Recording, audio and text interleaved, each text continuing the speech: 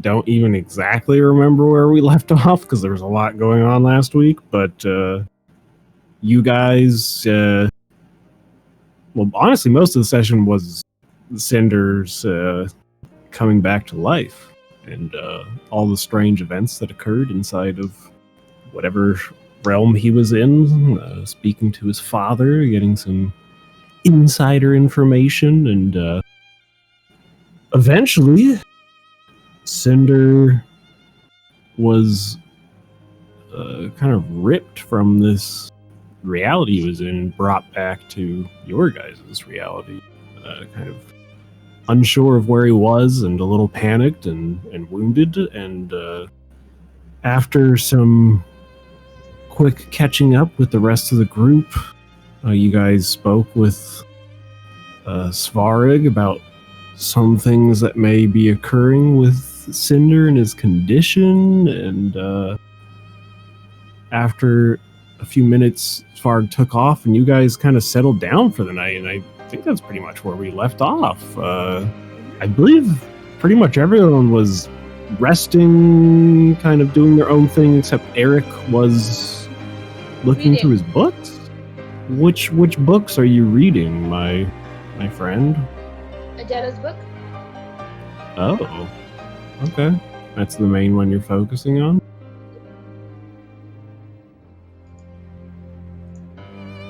Indeed it is. Wow, you don't even care about the book that Wayne gave you. No, I do. I need to. I have 3 main books I need to read. Wow, it's kind of sad.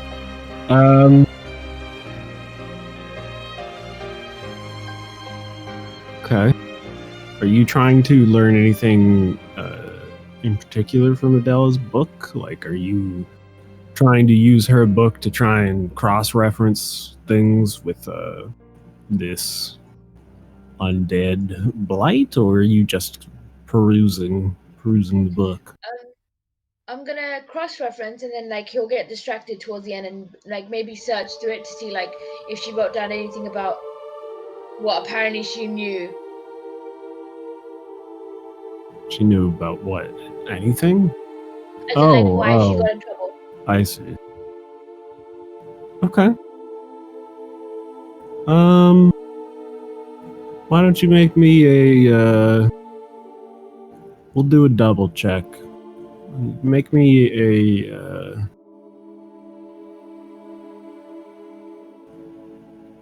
linguistics check and a craft alchemy check.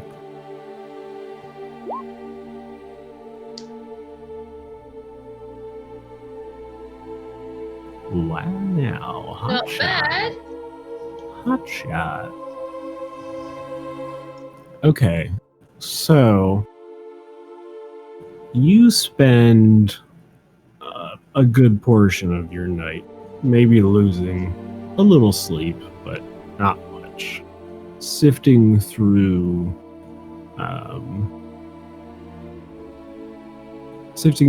Adela's works in her book and her research and things like that. And during different cross-referencing between things that you know about this green substance and stuff like that, you find bits and pieces here and there. They're kind of disjointed and discombobulated. They're not like all put together in one thing, but you essentially find what is the different components to kind of put together this concoction that could be possibly what they're using. There's a little bit of notes scribbled about the possible unethical side effects of something along these lines and what it's capable of. And like I said, it's not completely spelt out, but using your fairly in-depth knowledge of alchemy, you can kind of piece these pieces together, allowing you to maybe attempt to create something similar on your own to test it out. Okay. Cool. Yeah. Exciting. As far as going through the rest of her book for things that she's known, at one point you did decipher some of her notes, and as you're reaching kind of the end of her notes, they become kind of strange. They're very generalized statements and things like that. And with your linguistics abilities, I mean, I think you can recognize that it's some sort of coded message here. Maybe she's speaking in riddles or something to hide exactly what she knows, but you can recognize it, but unfortunately you are going to need more time to decipher exactly what it might be saying. Hell yeah. Exciting. Do the ingredients look expensive? To make this concoction? Yeah. Not necessarily. Okay, cool.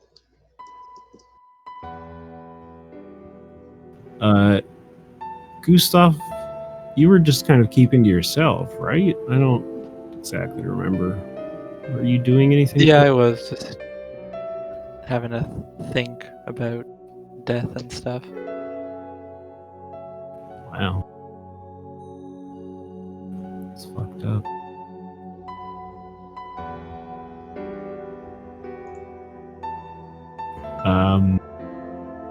And you guys are allowing the new dawn to kind of keep watch of the town, right? Yes. Yeah. Mm-hmm. Okay. So I mean, yeah, it's a relatively uneventful night. You know, Eric gets his reading and research done and such things, but you know, the rest of you get some quality sleep and are feeling rejuvenated in the morning. And it is now the next day. What's that noise? Oh, it's the music. Wow. Someone fire that woman. You thought it was an alarm, didn't you see it? Yeah. Also, am I still fatigued? You just rested for 8 hours, so no. Okay, cool. So yeah, I'm whole again. it's a new day. You guys have got a long rest. What would you like to do?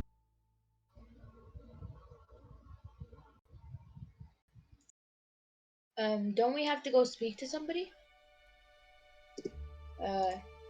Sorry? You were supposed to speak to Svarg at some point today. He was going to come talk to you guys, I believe, but you're free to do whatever you'd like. So I suppose in the meantime, we could set up our cart to start heading north after we speak with Varig.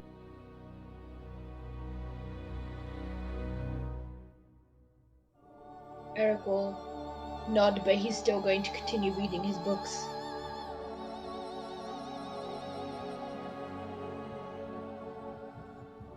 Tika's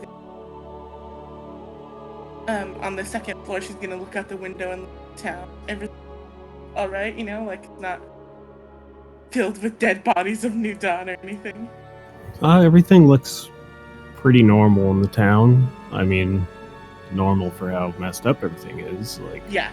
at this point, a lot of the kind of pyres they've set up in the town are just smoking. Looks like they've kind of finished burning through the bodies and things like that, and looks as if they might be kind of wrapping up here a bit.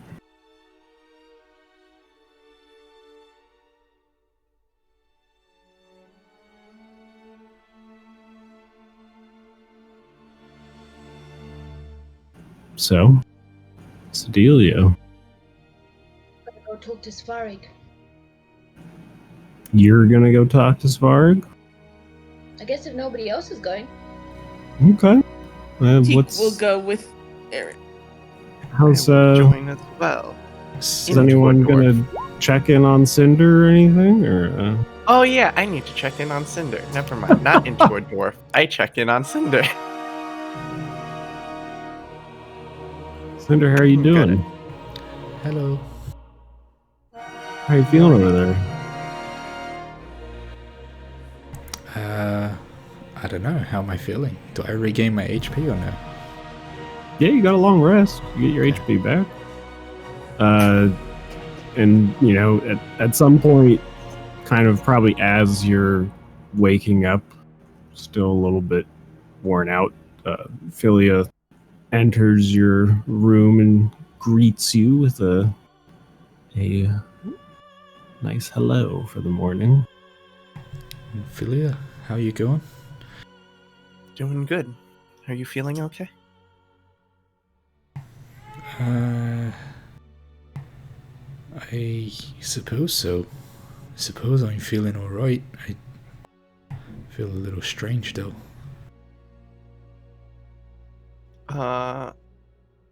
Is your where was his bite again? My brain. His bite was on his Neck. It was like neck shoulder area. Kind of that little crevice there. Okay. Leo's gonna kind of like walk closer and like lean toward his neck and kind of like check it out. Does it look better? Healed? Is it still like very visible? Like, I mean, at this point, it looks healed, but there's definitely a scar left in Cinder's kind of pale green skin in the form of a bite mark. does it still hurt? Is there any?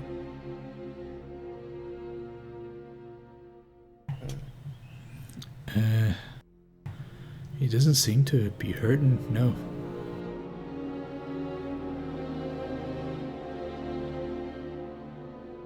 Okay, if anything does come up, don't be shy to tell us. And Philia will kind of like leave the room, and she'll make breakfast for everyone, the best that she can. She'll try. Wow. What are you going to make? We'll make some toast, and then Pip will lay Pip's egg, and then we'll make like a very tiny Wait, no, we can make like French toast. We'll make French toast. We have cinnamon. Oh my god, you're going to take some of the cinnamon off the cart to make some French toast, huh? I'm down for this.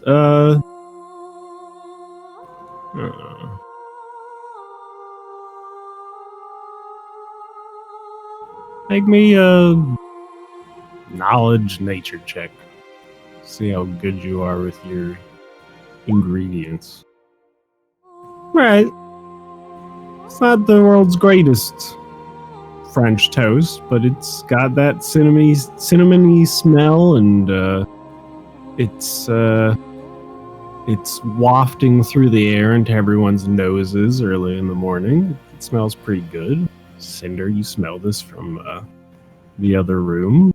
You know, it's not bad. It's a nice treat to have something like this after living on rations for a few days now. I imagine everyone will partake in said French toast. Yeah. Yes, Smell it yeah. from the other room. Okay. So yeah, sorry, Cinder. Yeah, go ahead. Wow, Philia, that smells amazing. Haven't cooked in a while. Trying my best. Philia will like grab some honey, drizzle on top of a French toast, and give it to Willow.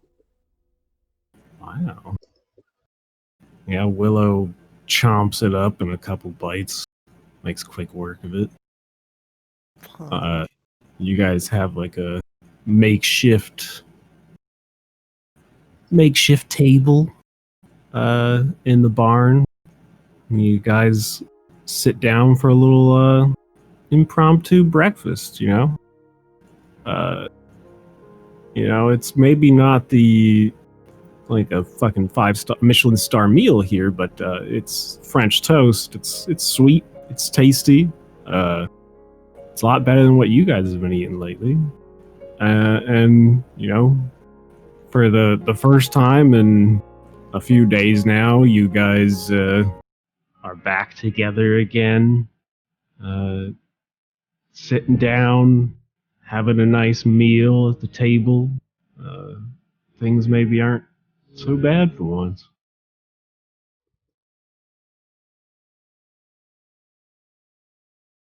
Leo, this is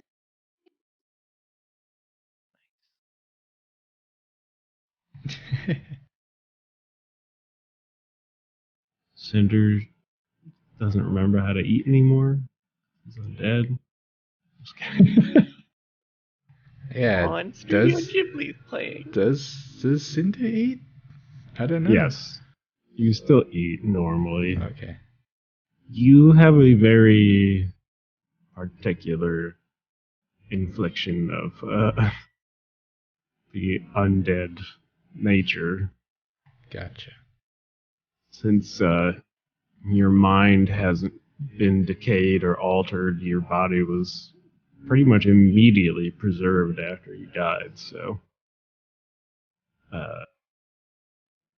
for all intensive purposes, apart from some of the physical side effects, you're mostly normal. But if a paladin or someone were to detect undead, you might pop up in their radar. Mm-hmm. Mm-hmm. But yeah, Cinder's, he's eating fine. He looks like he's having he's struggling a little bit. His motor reflexes aren't completely back to normal. He's been through a bit, but yeah, you guys have a nice little breakfast. And I imagine after breakfast is done, Eric and Teak are taken off to try and find Svarog. yes. Yeah. Okay. Oh, I might come with you. I think I was supposed to say my piece with Swarg as well. Eric Give will him nod. my thanks. I was going to stay Yeah. behind. We'll put the cart together. Okay. So Philia and Gustav are going to stay behind and start gearing up the cart. Yep. All right, cool. Teak, Eric, Cinder, you guys kind of make your way out into the town, and things are interesting still. There's New Dawn kind of stationed in and out, and you can see they're loading up supplies and goods. Anything that's left that's salvageable, they're putting into wagons and things like that. Looks like they're trying not to let anything here really go to waste. But as you kind of navigate through this town, down the hill on the side, you see a slew of tents set up outside the town. It looks like that's where the New Dawn have stationed themselves in a somewhat military-esque encampment for the night. And among all of these smaller tents, you see one quite a bit larger than the others, which would probably be safe to assume that is the tent that belongs to Svarog. So yeah, I mean, as you guys make your way through these soldiers, some of them look at you and give you a nod and things like that, but most of them seem to just be kind of going about their business, not paying too much attention to the three of you. Nice. I imagine you're headed towards what you assume to be Svarg's tent. Yes. Okay. Yeah, I mean, you guys push into this little encampment, and you see along the way there's some New Dawn members. They have little stone fire pits with little barbecues set up on them, cooking rabbits and things like that, having some drinks and some laughs. Looks like they're trying to do the best that they can in this kind of grim situation. And eventually you find yourselves outside of this tent. And you can see, like, once you get there, either side has the fancy banners hanging down with the symbol of the New Dawn on it. It looks like it's a pretty well-maintained tent here. We will call out before we knock on something. Sure. What do you call out? I don't know, Captain Svarig?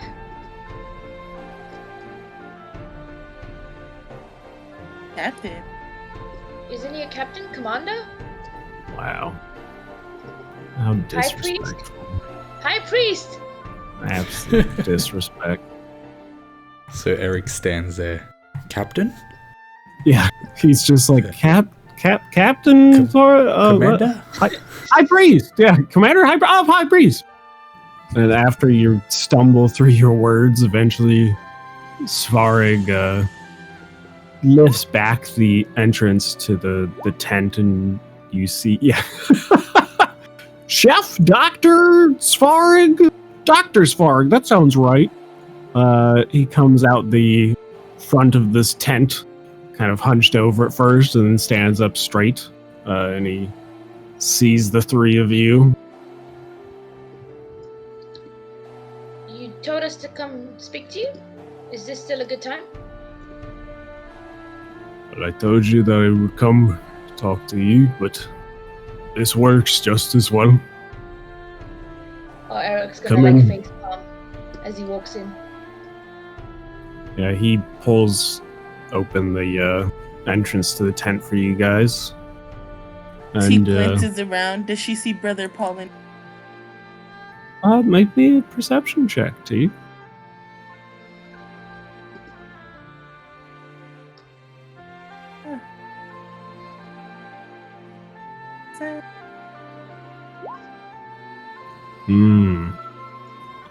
You look around and you see many similar looking New Dawn members, and there's a couple that you, for a second, you're like, oh, is that Brother Paul? But after further investigation, it doesn't appear to be, sadly.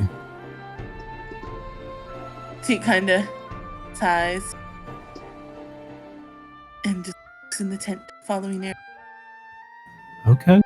So yeah, you enter this kind of slightly lavish tent. As you go in, you see there's some decent furniture in there. A nice folding cot and folding chair and things like that. There's a little shrine, kind of altar thing with a depiction of Sudar, and it's surrounded by candles that are all kind of burning. But yeah, it's a decent little setup he has here, and after he invites you in, he follows you guys in and makes his way to a table he has nearby with a pitcher, and looks to the three of you. Would you care for any wine or anything? Eric will nod. Teak shakes her head. She doesn't want to partake in any wine this morning. Okay. Oh, aye, yes, please. All right. So he kind of unstacks a couple little goblet-type cups, and they're, they're a little small, on the smaller side, a little bit classier. and he pours a few quick pours of wine just into each one, and takes one in each hand, hands you one, Eric, and hands one to Cinder, walks back over and gets himself one. And he has a kind of nice little lounge sofa set up for you guys to sit on, if you'd care to. Eric will sit down. Okay. Yeah, he, puts his hand out for you guys to sit and pulls up his own kind of folding chair across from you guys, and he leans back and crosses one foot over his left knee, leaning back in his chair. He looks fairly relaxed at this point.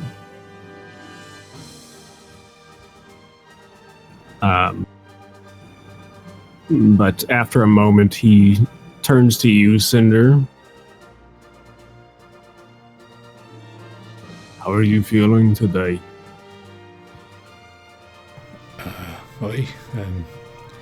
Better than what I was feeling yesterday, that's for sure. Feel a little bit strange though. Not sure exactly what it is, but it's good to be breathing the air again, I suppose. Thank you very much for your help. Well, as I said yesterday, don't thank me just yet. There's more to be done. Would you, care to share any of your side effects you're having? I don't quite know exactly what they are. I felt a little bit dazed when I came out in the sunlight today, moving across here. Nothing too strange. I think it was just because I've been in darkness for so long.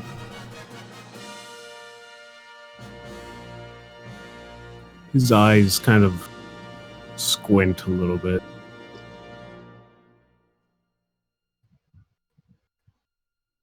Interesting. You noticed anything else? Not in particular, no.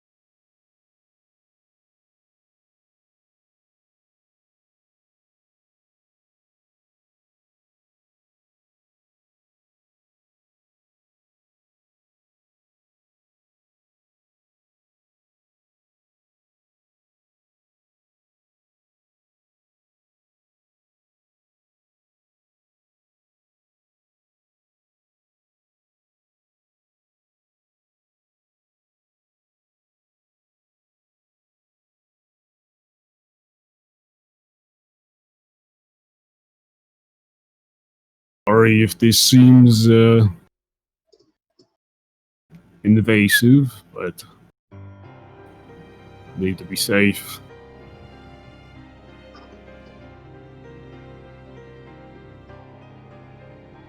So, are you all planning on setting off today? Eric will nod. When would you leave? Gustav and Filia are getting the cart ready as we speak.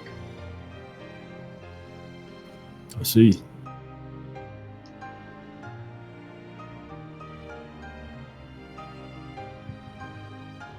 Well, do you have any other questions for me before you take off?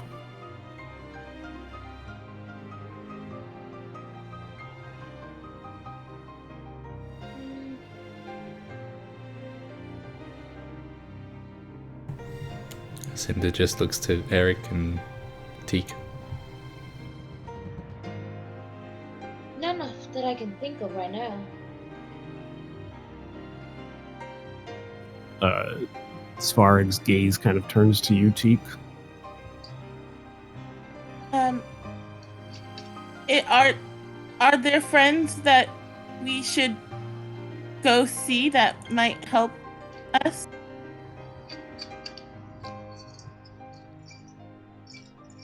In what regards?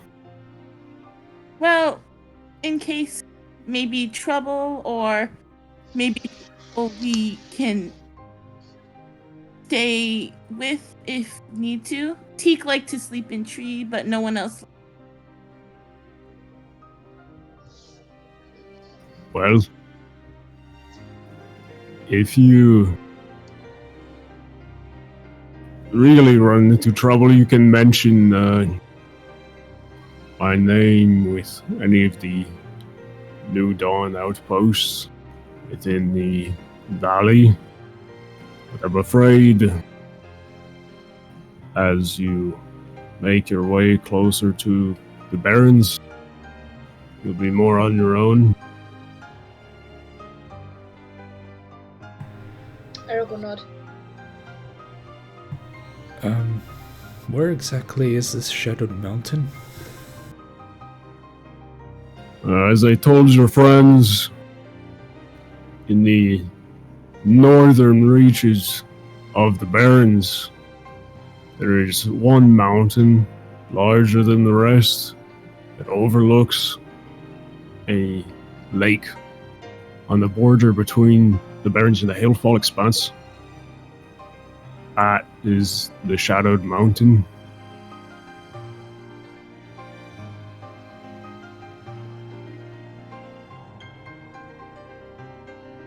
Oh, okay.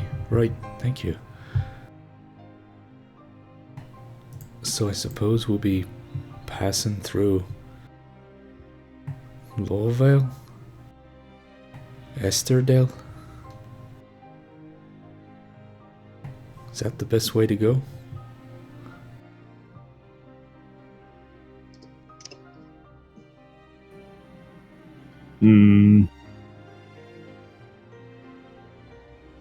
Thinks about it for a second. And he's just like, from here, you'd probably be best going straight north to Tidefell.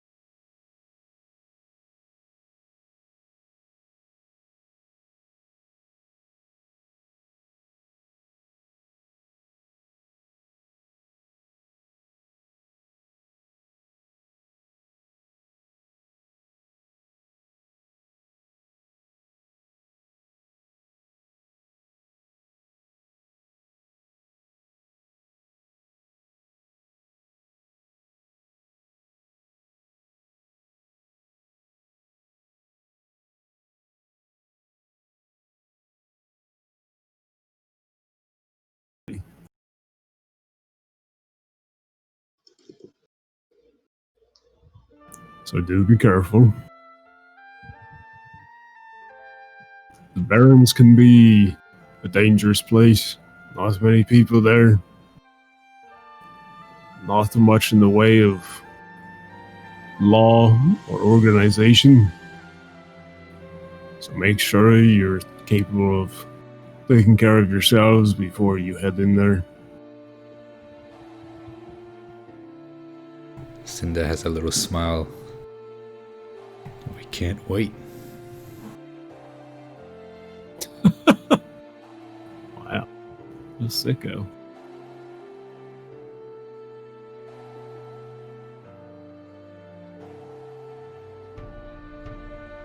Yeah, Svarg kind of claps his hands together and picks up his wine glass and his wine goblet and holds it up, and he says, "May you find much success on your journey, for your sake and mine." A Eric toast. will raise his glass. Yep, and he raises it up and just downs the rest of his wine. Yeah, Cinda does the same and finishes the wine. Continues to hold the goblet. Wow, fancy boy. Someone wants to steal that goblet. After he finishes it, he picks up the pitcher and pours himself some more and sees that you're still holding the goblet, and he kind of, like holds it out like, like more? Sure, why not? Okay. Yeah, he tops you off with some more wine. Looks to Cinder you, casually Eric. trying to steal from the man that's brought him back to life. Eric, do you want more wine? Suspecting the worst Yes, of Cinda. please. Okay. Yeah, he tops you off too and sips on his wine, looking pretty relaxed.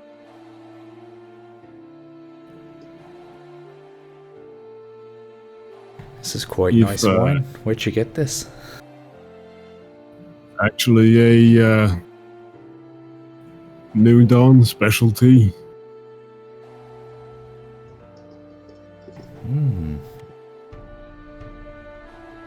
I don't suppose you've had Eric's wine over there. It's quite good too. I don't think I have. But if you're looking to get more wine like this in Lothriel, you can find different vendors there that sell similar wines.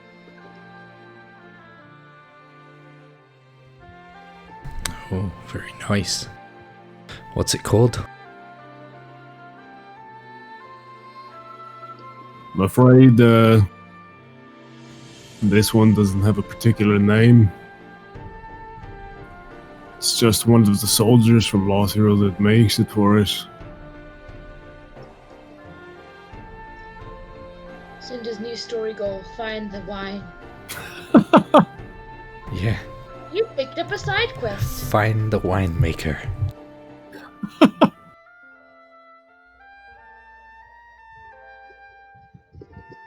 If you're truly curious, his family's winery is in Lothriel. I believe it's called Yelena.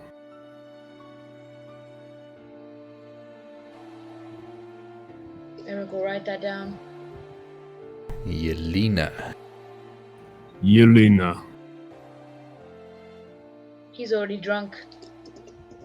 Yelena. Right, got it.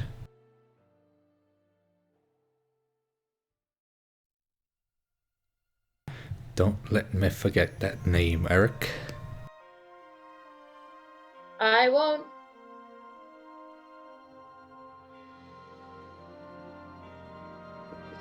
Well,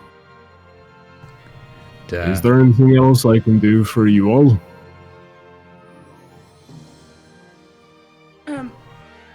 Did friend brother Paul already leave?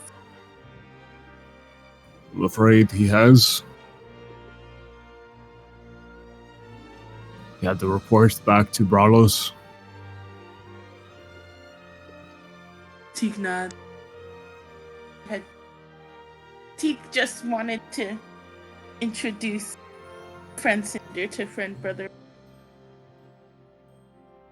Well, brother Paul with big. Aye, he's the one that helped us when I was, you know. Sick. Would have been good. Sick, right. Would have been good to meet that man. I'm sure he's a fine person. Eric just shakes. Not his head, just his whole body. Well, I will pass on your words to him. Maybe one day you will find each other again. Yeah, maybe. Well, that was very good wine. I appreciate you sharing that with us. Of course. You mind if I keep this?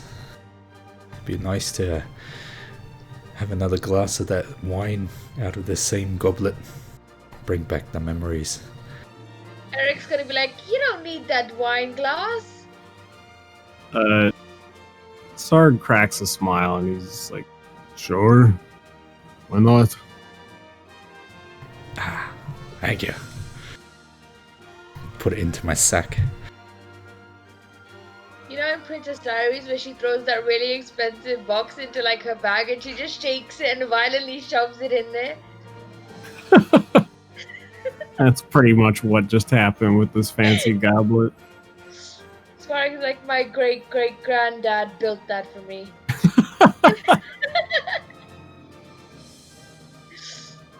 Anything Yes. special about this fancy goblet? As in, like, what's it made of? I don't know. How much of an expert are you on Not such things? Not much. But like, is it silverware? Is it gold? What's it? I mean, it has a gold sheen to it. You can't tell if it's Gotcha. actually gold or not. Probably. If you would like to try, you could make me a check. I mean, not right now. Not in front of the Okay. man. My God. Sure. But yeah, I mean, it looks nice. Looks fancy. There's some like jewels encrusted in it and stuff.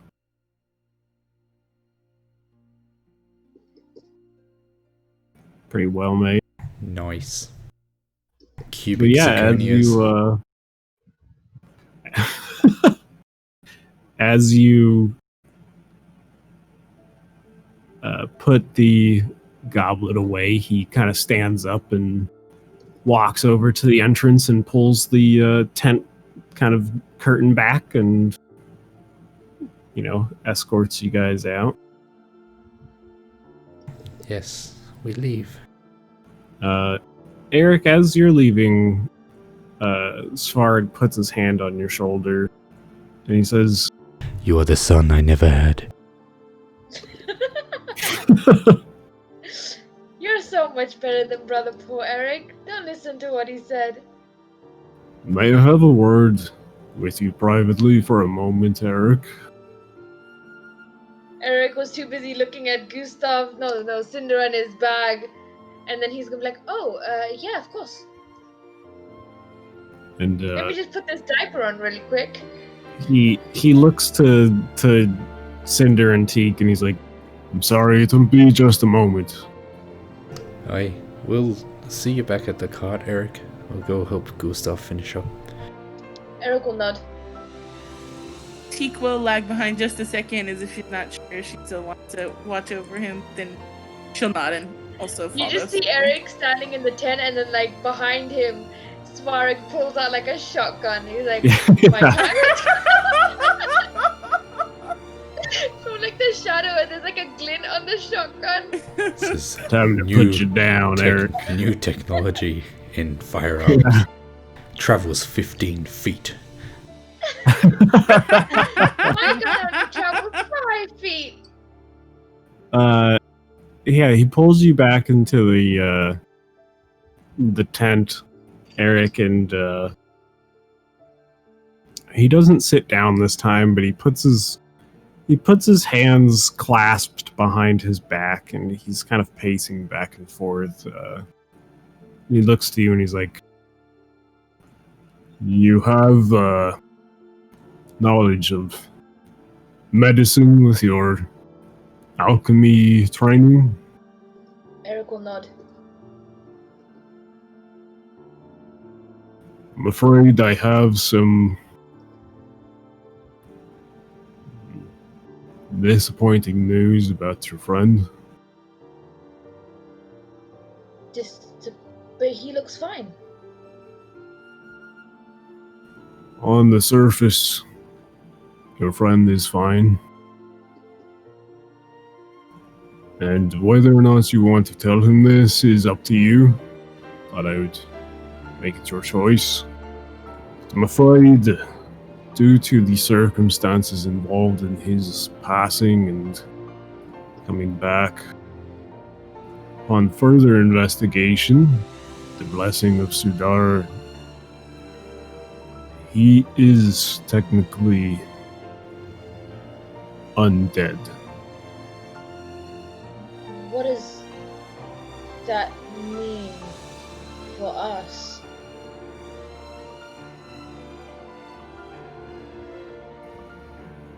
It means a few different things.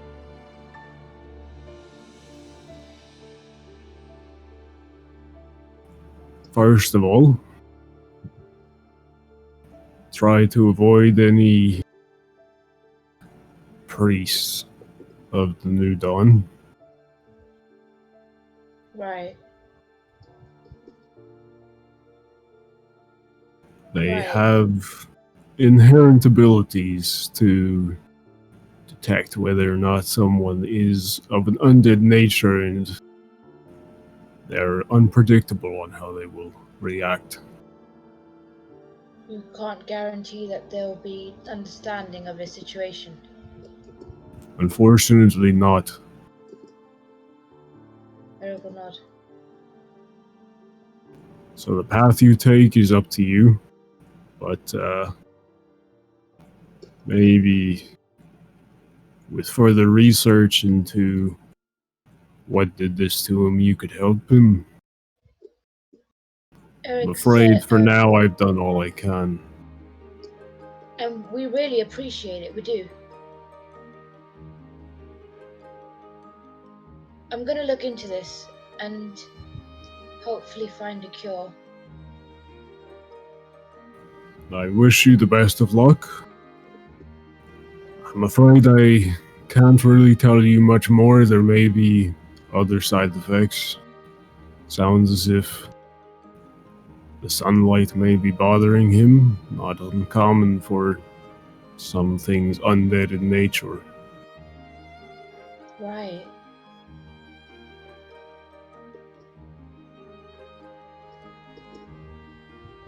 I'll tell him when I get back. That's your decision to make. Just keep an eye on it. And, I don't know. Do what you can for him. We It will. probably won't impact much, but we don't know what all the side effects will be. You mentioned avoiding priests. Are there any towns you think we should avoid? It's hard to say. Most places in Lothriel have a fairly large population of New Dawn, Eric will nod. probably the least of which is Daldurum, Durham. maybe a place that's safe. Could take the pass over to Brackenmore, Durham. may be able to avoid suspicion more easily. But it's up Okay. to you. May take you longer that way as well. Is there a specific time period for this? that you would like us to achieve this by? As quickly as possible, but I understand things like this can be complicated. Eric will nod. To understand, though, if it takes you more than a month or two, I may have to come find you. Eric will nod.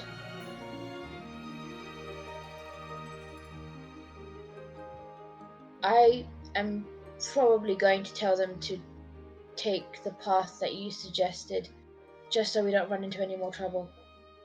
If it takes longer, you'll know, but you'll be keeping an eye on us, I guess.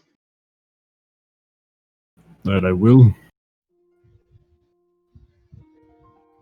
You and your friends, stay safe. And if you see anything strange in the mountains, don't be afraid to contact me immediately. Eric will nod. There are tales through this land of the Shadowed Mountain. Maybe some of them can help you figure out what's going on there. Somewhere along the way? Mm-hmm. Afraid in I mind. can't share much information with you for what I have. But I think you'll understand what you're looking for when you see it. If that helps. Eric will nod. We'll try to get there as fast as we can. He gives you a stern nod and... Well...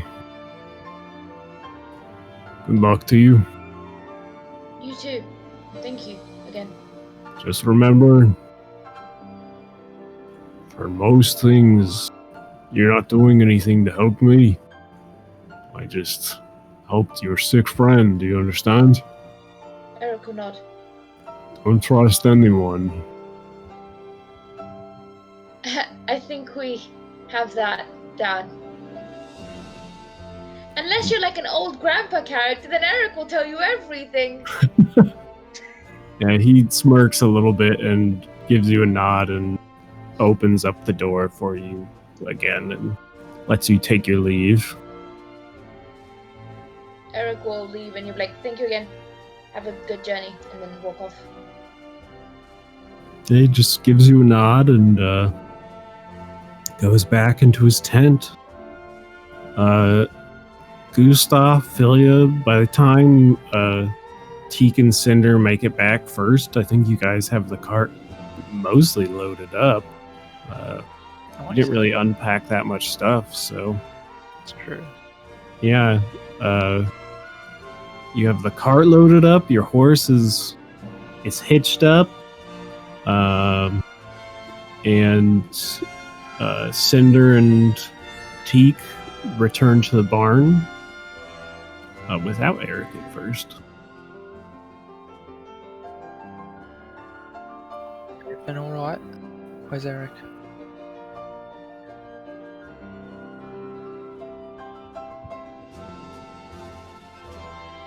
Hey, everything Cool. seems fine.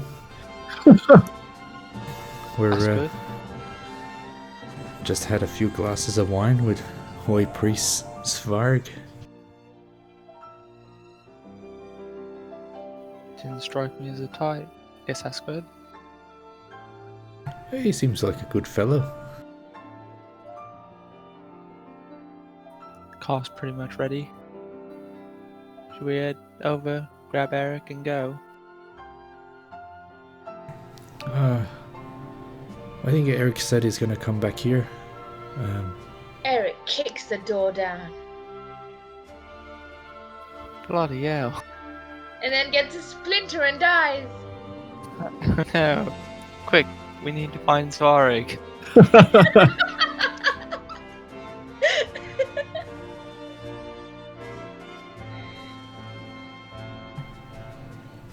I guess we got everything accounted for. You see Cinder go over the cart. He kind of looks at it all. With your keen, cinnamon-loving eyes, Cinder, you do notice that there's a few sticks of cinnamon gone. It's alright. The French toast was worth it.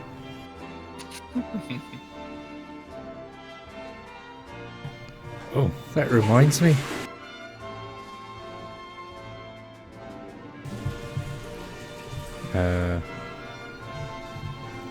He looks to Eric. Am I there yet? Yeah, you said you kicked down the door and walked in. Yes, I kicked down the door. I know you didn't actually kick down the door, but yeah, you arrived not that much longer after they do. Are those boots? What'd you make of those? And that rope? And the sack? Oh, I guess we got so distracted I didn't really look at them again. Wow, what a shithead. Oh. Well, you're riding in the back of the cart then. And you're gonna figure out what they are. Eric will nod. Before that, I think we should all have a talk. You might want to sit down. Oh, it's one of those talks, is it? I'm leaving the group. I want to go on a solo act. No,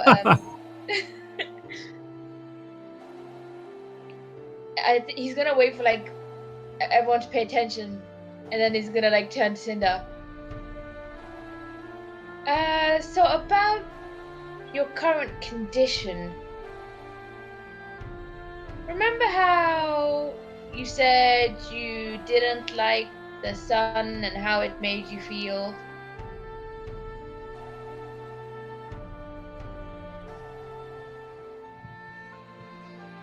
It was 5 seconds ago, Cinder. How can you not remember? Wait, sorry, what? Oh, do you remember how you said you didn't like the sun and how it made you feel? Oh, yeah.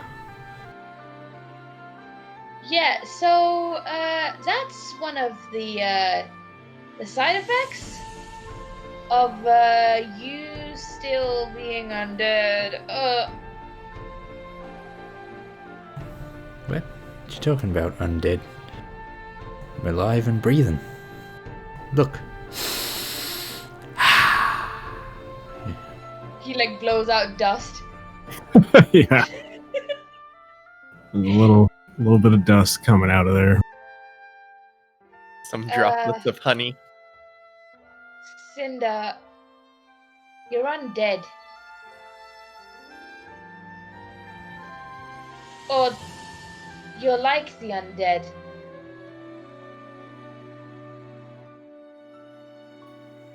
Well, he seems fine, and you feel fine, right, Cinder? I mean, yeah, apart from the dizziness that I'm feeling a little bit when I go outside, but I feel pretty good. And Cinder not trying to hurt us like other undead. Yeah, right. I haven't You bitten see, Teek's neck once. That's true, probably because she carries a certain. Yeah. So the thing is, the priests and people of the New Dawn have the ability to discern whether or not you're undead, and I think you're undead. But not the ability to fix them. He said it was a little bit complicated. Well, does he know or not? He knows you're undead, but I don't think he knows how to. He doesn't know a way how to fix it. Alright, well, I suppose while we're journeying north, we'll keep an eye out for ways of reversing the undead effects or whatever, in addition to all the other things we're keeping an eye out for. Yeah, about our journey. I know he said that it might be useful for us to use his name in case you run into any New Dawn to get shelter and whatnot, and you'll look at Teak. But if they can discern that he is undead, we don't know whether or not they're going to, listen to us when we explain why he's undead, and they might just be hostile. We can't really be sure how they'll behave if they run into him. So I asked which cities were less New Dawn heavy, and he mentioned a route through Daldaran and Drakenmore, which might be a little bit longer. And if we don't make it there within a month or two, that's probably a bad thing.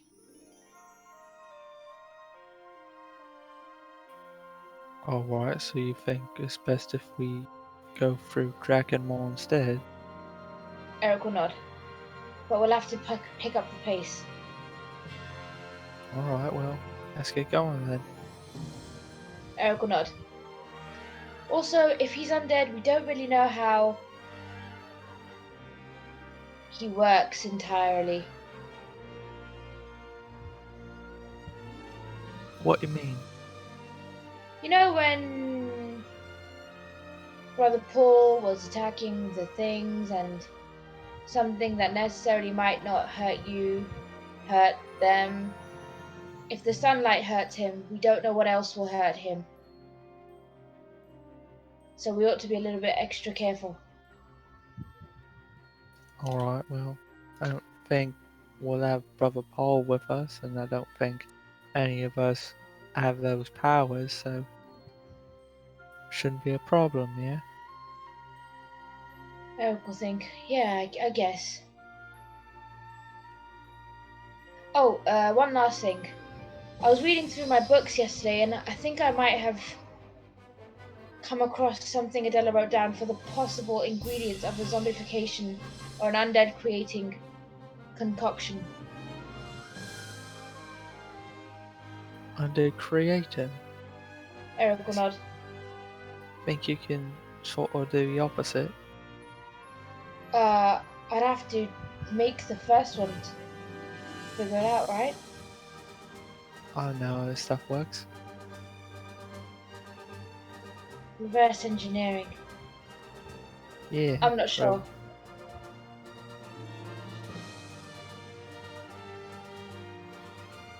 Alright, well, I guess work on it when you can. Everyone else ready to go? Yeah, I'm ready. I'll pick up the boots and the sack and the things that I'm supposed to check out. Okay. Teak, Philia? Teak I'm ready. good. Alright. All right. So you guys are heading out. Yeah. Yes. So what's your big brain plan here? Walk me through it. What's the dealio? Sounds like heading up to Tynefell and then cutting through to Drakenmore. Is that right? Okay, so you're gonna go Tynefell to Daldurum to Yeah. Drakenmore? Okay. Yes. What's your riding formation here? What's the plan? What's the dealio? I'm in the cart. Teak will walk beside it. I will walk on Okay. the opposite side. Wow, okay. I'm royalty riding the cart. First watch. Oh god. Cinder's driving the cart then? Sure. Yeah, I normal? think that was what we normally did. Okay. Where's Philia? Philia Willow? is on Willow in disguise. What is Do your we have like a disguise? blanket? Philia is a dwarf right now, but Willow is a buffalo. Yes. A flying buffalo? Up on a Uh, hip hip. A dangly leg hovering buffalo. Nice. We should probably make a disguise for, well, not a disguise, but a cover for Cinder before he passes out in the sun. Maybe a cloak? He's not doing too bad. I mean, in Cairn at least, it's always pretty overcast. I know, but Eric's just like, he doesn't really know how bad it's going to be, so he's just... Sure. But what are you gonna do for your pal Cinder? Do we have like a blanket? We can just like throw it over him and then like tie it around like the neck area and make like a cloak. Not really. Damn it. You guys might have to do some shopping at some point. We And can I get like- him. Cut We a can couple get him a holes parasol. in a sheet and then just drop it over. Let's get So, him a wide so he's a brimmed hat. ghost? Yeah. You stop the What? fashion designer. Great idea. I mean, he has a hood. If I pull my hood up, does that affect anything?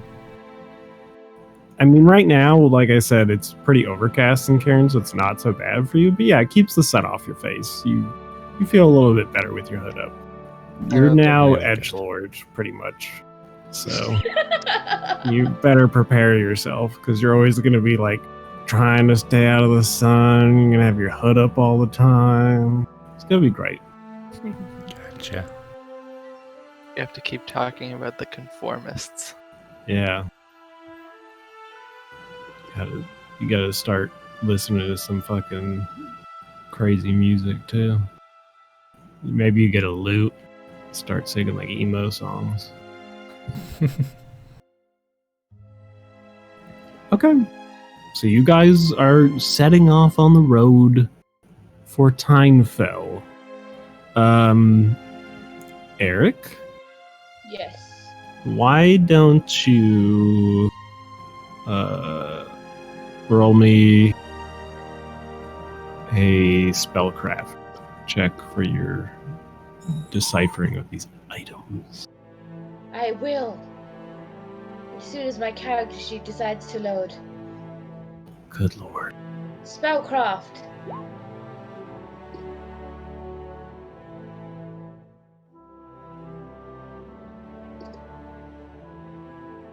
Okay. Oh. What are you attempting to identify? The boots? Okay. Yeah, you actually manage it this time. You are studying these boots. And you discover them to be what is known as daredevil boots. Oh, good God. They are now in your items in your player character magic items section. This pair of magical boots shimmers in vibrant shades of blazing red and burning orange when they are held up to the light. These boots allow the wearer to gain extra maneuverability while moving through hazardous areas. As a free action, the wearer can click his or her heels together to grant themselves a +5 competence bonus on acrobatics checks made to move through threatened squares or to move through an enemy's space without provoking attacks of opportunity for up to 10 rounds per day. The rounds do not need to be consecutive. Furthermore, anytime the wearer of the boots successfully moves through the space of an enemy without provoking an attack of opportunity, they gain a +1 bonus on attack rolls against the enemy until the end of their turn. This sounds like it's perfect for Cinder. Now, say Edge the Lord with his fancy shoes. Yeah, his heel clicking boots. boots say so it can only go to Tikophilia. What do you mean? Oh my god. It was a joke because of Get the out. Get out of my game. Boots are made for walking, and walking just what they'll do. Yes, he's going to Tigophilia. We should probably go to Teak because flying. I have fly. I was never going to have- actually give them to Philia. Feels, but man, you could at least let me speak as if I was being generous. Come on. Never. I think they sound like good boots for Cinder, Eric. I think your first idea was right. Are you sure? I feel like Teak would rock these things. Plus, I don't think she owns many clothes. I mean, you could use them Teak too, like- Teak, but Teak like her shoes, and then you glance down and you see filthy. Her toes just sticking out. Oh yeah, no, totally. They're like filthy, like broken leather boots, and you just see these like claw toes sticking out the front of the boots. I mean, Uh, you could probably use some new boots, Teak, but you can also fly. time to examine the next one.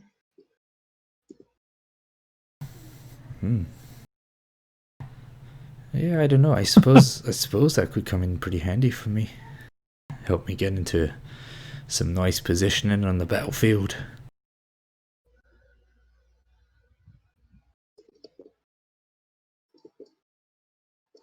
Alright, It's it's true. decided Willow gets the boots. Pog! I agree. But if Teak wants them, then I'm more than happy for Teak to have them. All right, Eric, what are you gonna try and identify next? The sack. Okay, make me a spellcraft check.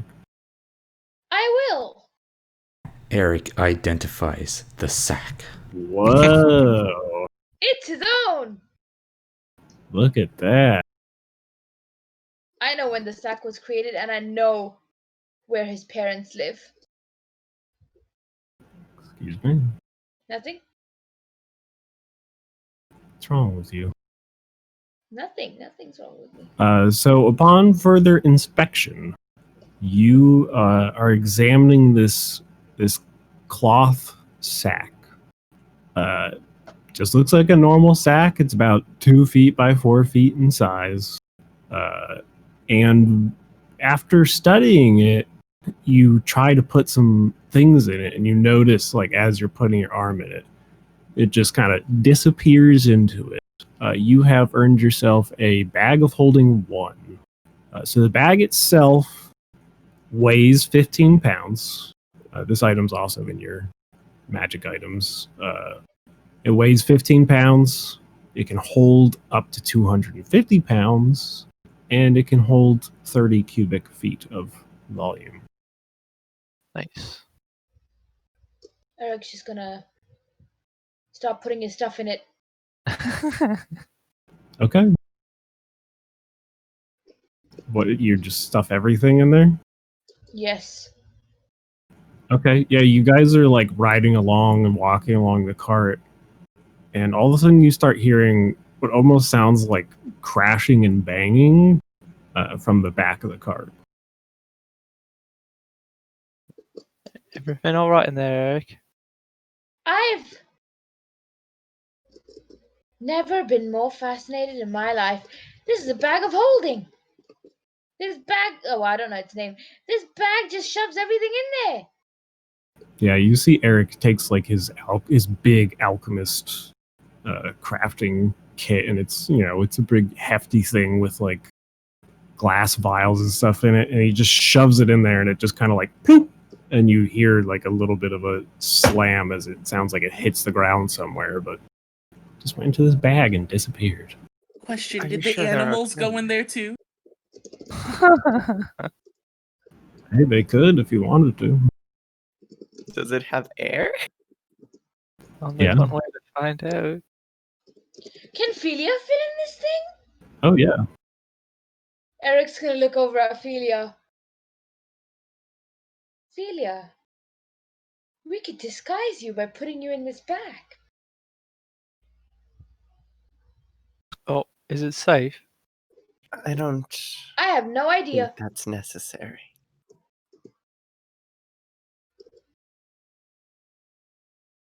Maybe we shouldn't mess around with it. Teek's gonna pick Feely up and shove her in the. No, I'm kidding.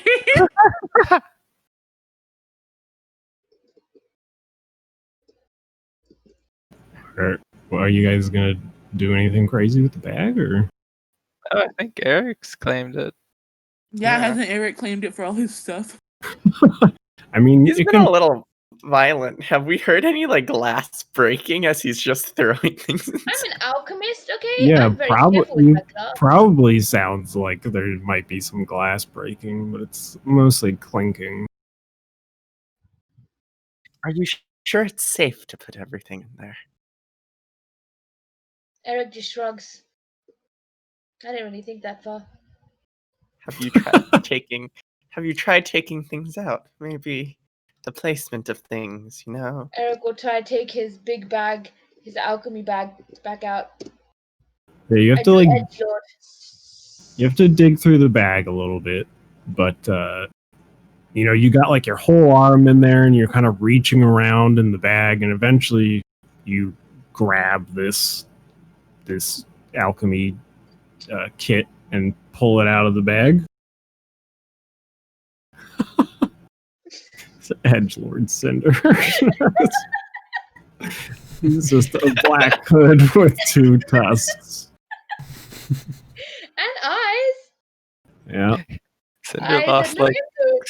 6 inches. Yeah. He got smaller when he died too. It's Just like freaking Gustav in the previous game. he's like hunched over all the time. Yeah. He pretty much looks like an undead from Warcraft, just like completely hunched Teak over, losing half is- his height. Going to ask Eric if Teak can put her bird feed in the bag, magical bag. Eric will nod and be like, of course. We can put all of the feed in the bag, and he throws it. No, he's gonna throw his meat feed into the bag. Okay, Teak And shoves then he's gonna pull out his bird wand. feed in the As bag. to your bird feed, as to your bird feed. Better keep track of how much weight you're putting in that bag. Yep, that would be I should definitely keep track of that. Maybe someone else If you're should going hold to the be the bag. bag keeper, you're in charge of what goes in and out of there. So, somebody want the bag? I think you've earned the bag now for yourself. Oh. Yep. Good times. All right, so yeah, you guys all fucking hear all this clinking and clanking and discover this sweet ass bag you guys have found. Would you like to try and identify the last item, Eric? Yes, sir. Okay, make me another spellcraft check. Wow, lucky ducky. Okay, and the last item is a rope.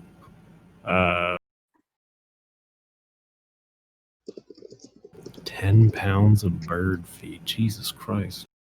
That escalated. Yeah, that did escalate pretty fast.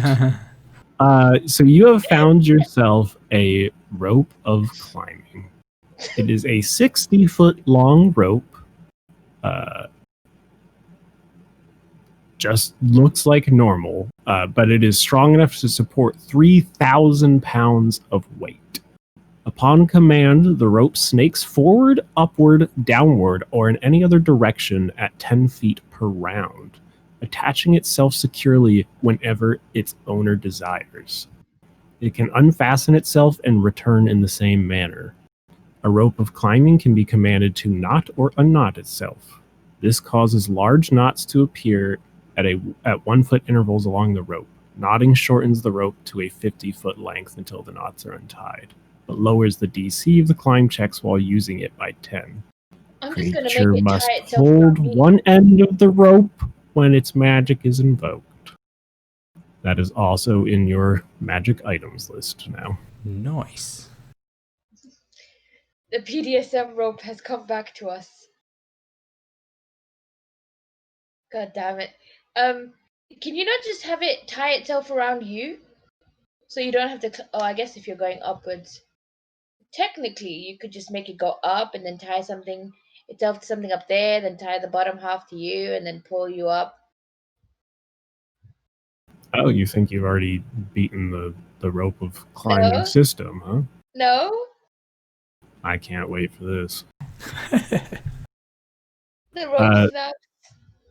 but yeah, you guys are, the commotion of Eric dealing with all of this bag nonsense kind of dies down. He spends some time looking at this rope, and eventually you guys are driving along the path, and you just hear like ah, and you look back and you see Eric now has a rope that is tied to a branch, and he's dangling above the cart, and the cart is driving away without him.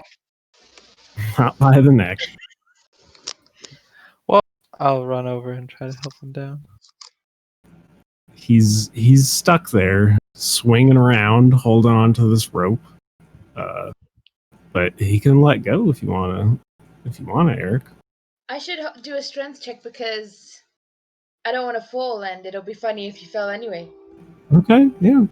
Go ahead, make me a strength check. You fall. You're holding on for dear life, trying to stay there, and then you just Gustav comes over to help, and as he's coming over, you just plop and fall like right on your ass, and it hurts a bit. He's gonna look over at Gustav and be like, "The only muscle in my body is inside my brain." Oh, that is my. Never mind, I don't have any muscles. Alright, but what's this rope doing here? Why'd you grab it? Eric's gonna be like, "Watch this," and then he's gonna basically try and see if the rope will untie itself and then come back down. Yeah, you see Yeah? Eric grab onto the rope and says a little something, and the rope unfastens itself from the branch and just goes limp and falls down.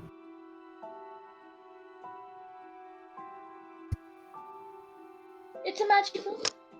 Suppose that's pretty handy. Gustav unimpressed by the rope. Teak I thinks mean, Eric wanted to climb a tree. He could have just asked her instead of using her. Gustav's like, I know how to unknot a rope. Teak is confirmed already jealous of the rope of climbing.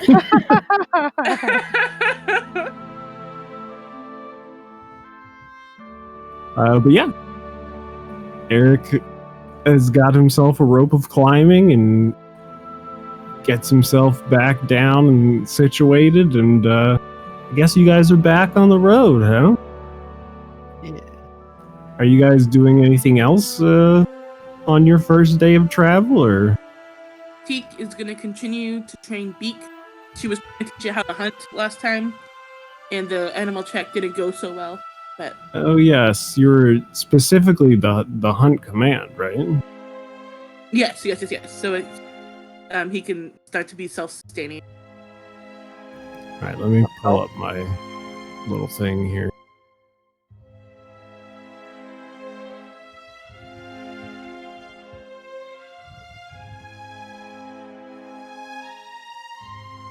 Will Teak accept help? Oh, that's up to Teak. Teak will accept help from Pip.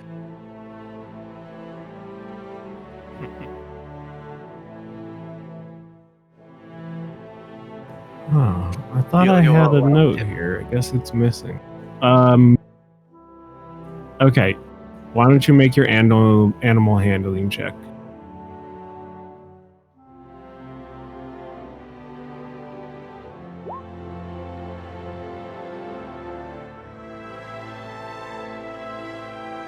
Oh yeah, that's enough.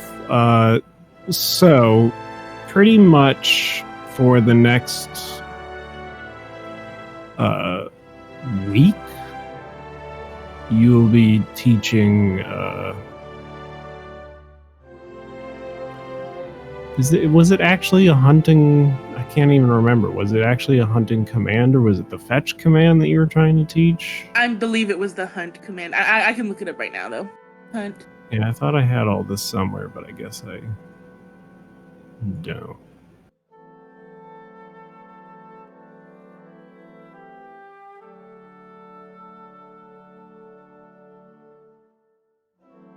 Oh yeah, there is actually a hunt one. Yes. Okay, yeah. Yeah. Yeah, you succeed. So it's going to take you, I believe, the next week to teach. Or sorry, this is the Beak learns within the day because you succeeded, but pretty much it's the only thing you can teach her for the next week. That makes Right. sense? Brain small, cannot handle new trick. Yeah. Yes. So she successfully learns how to hunt because you've been trying to do this for a while now, so you finally succeeded. But for the next week or so, this is pretty much all you're going to be doing. But from now on, she can hunt. Even for the next week, she can already do it. Teak waves around whatever dead rodent that Beak has brought back proudly. Does Teak eat the dead rodent that Beak has brought back? No, Teak won't share. Teak thinks that Beak should have the whole thing as a reward. Maybe they'll split the rat in half. What's your intelligence score of your Beak again? Oh god, I know she can learn 6 tricks. That's all I remember based off. Okay, so it's 2. She knows she knows hunt now. Okay, because I know we went over this already, but you wrote it down, some of it at least. Okay. Yeah, cool. I know she knows 6 tricks, and I know she has 2 now. Okay, great. So yeah, that's what you'll pretty much be doing most of the time you're on the road, is in your free time, teaching Beak how to hunt properly and stuff like that. But you do succeed. Is anyone else going to be doing anything? Trying to do anything on the road? I'm gonna study my books. Which books are you attempting to study? What's your priority? Uane and Adela's, mostly. Which is your top priority? Adela's right now. Okay. What are you attempting to learn from Adela's book right now? I'm trying to uncode that message. Okay, make me another linguistics check. Come on, high linguistics. Why is my sheet not loading? Your computer sucks and your internet sucks. And Yeah. you suck. Yeah.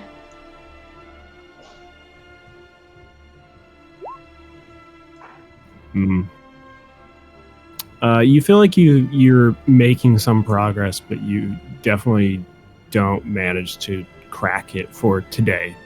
You could probably try again tomorrow, though. Okay, cool. Anyone else doing anything fun or exciting? Keeping my eyes on the road for potential ambush. Okay, eyes on the road. Emo boy? Doing any emo cool stuff? You like learning knife tricks and shit over there? Or? Driving You the under a car. bridge doing weird dancing? Man, what a disappointment, edgelord. Cindy playing that knife game where you try to get the knife in between your 5 fingers. That all the Yeah, while he's What? driving the cart. Yeah. He's like using his toes to steer the cart and playing that game with his hands. Filio, you doing anything? We'll sing a song with Willow and Pip. Okay. Wow. You sing a lovely tune. Oh, you rolled twice. Oopsies. Wow. Well, what's up with your double rolling bullshit? Did you turn on some setting on your... I Right, have for a sure? very crappy mouse. Oh. So, Well, you still sing a pretty nice song. But of course, since you're singing in the woods, your position is totally given away, and eventually an arrow does fly through Philia's throat. And And she dies? can no longer... Yeah, she's dead. She can't sing anymore. She gave away your guys' position. You are under attack. It's an ambush. oh well, at least it was worth it. At least it was worth it. No, you guys are riding along the road. A lovely melody Get some your own personal entertainment from Philia singing some beautiful songs along She's the singing way. Anaconda. Yes, she's singing Nicki Minaj songs as you guys go down the road. Okay, and we'll take our break there, 10-15 minute break since it's been 2 hours or whatever, and we'll come back. Be right back. Alright. BRB.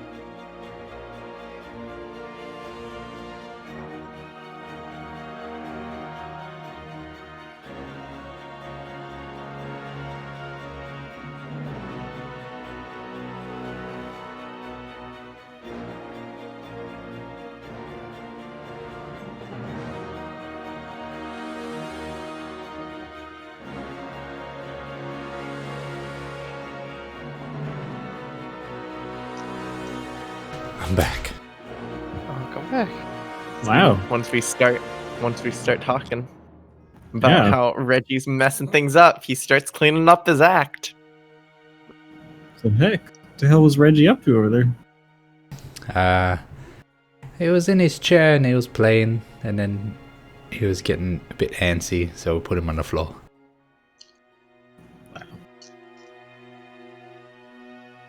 Wow. Sounds bad, but baby loves being on the floor. No, it doesn't really sound bad, honestly. Yeah. Put those kids on the floor, they're all about it.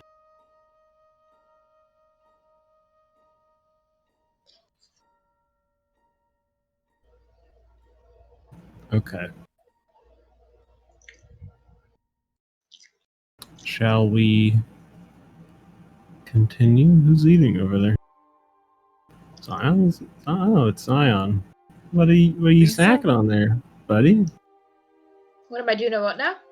What are you snacking on over there? Dry crackers?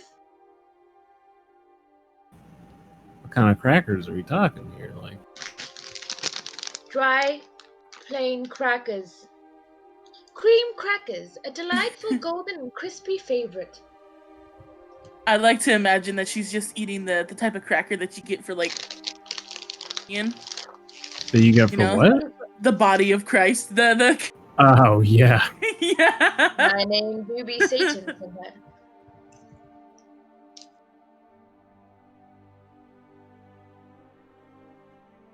Everyone else is back, right? Abel, is your food done?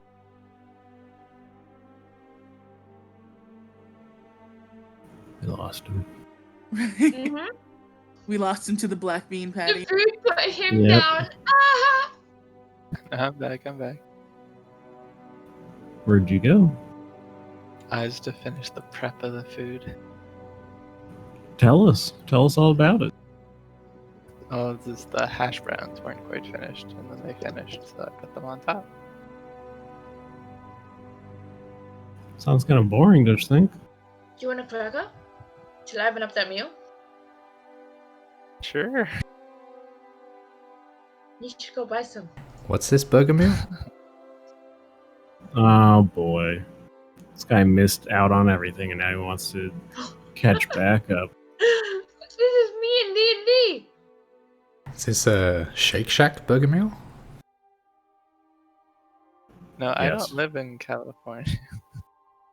Shake Shack's in more than just California. I don't know. It's an American thing. Wow, you fucking communist! Mm, Unbelievable. it's true. Only a commie wouldn't be excited about Shake Shack. Yeah, it's true. It's very true. Okay, shall we continue? We're all here, right? Ready to go? Yes. Yep, yeah. Yeet. I sure hope so. Okay.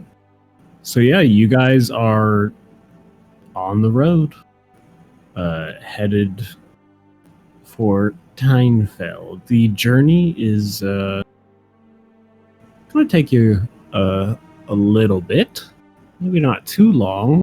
What kind of pace are you guys moving at here? A relaxed pace. Yeah, I know. I think we're just moving at a normal pace. Because Not- we've been through a lot. Yeah. Okay. First day on the road again. So you guys aren't in a rush or anything. You're just kind of taking it easy. Just taking Not it day easy. one. Saying hello to any weary travelers on the road as we pass by. Wow, you're being friendly, huh? Okay. So yeah, your first day, I mean, you guys don't take off at first light or anything, but you make some good progress the first day. And you're all working on your own little projects and different things, and you've discovered your magic items, and at some point, night starts to fall. What do you guys want to do? Are you want to keep traveling on the road for the day, or through the night, I should say, or stop, set up camp? What are we thinking here? I move we travel just a little bit at night, because we have a longer way to go and time is a factor. But then we do eventually go off the road a little bit to camp before we get too tired. I follow my captain. I don't think Captain Svarig's there right now. I'm talking about Captain Gustav. Oh, well, my bad.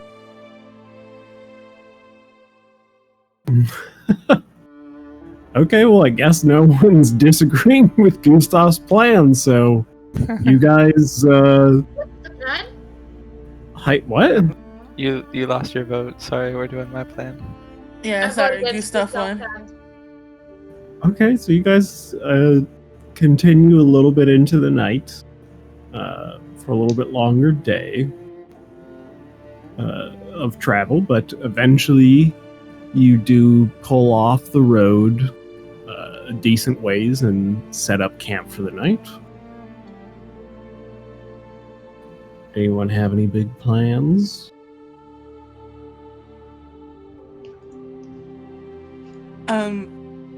To flex Beak's new skill, he's going to have Beak fetch a rat for dinner. Okay. Specifically a rat. Yeah, I guess specifically a rat. any rodent that Beak can find, but probably. She's just like, no rabbits. I want to eat a rodent right now. She brings back paper. Oh no! I would like to scavenge for food as well, if possible. Okay. Are you like hunting? Or are you looking for berries and things like that, or what?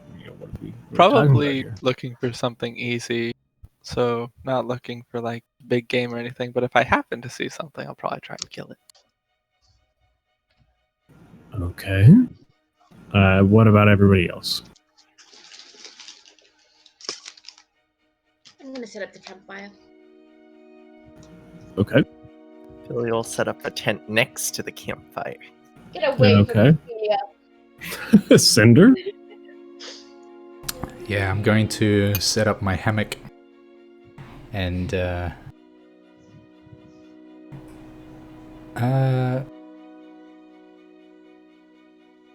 gonna get out my my little deck here and go through it, and I'm going to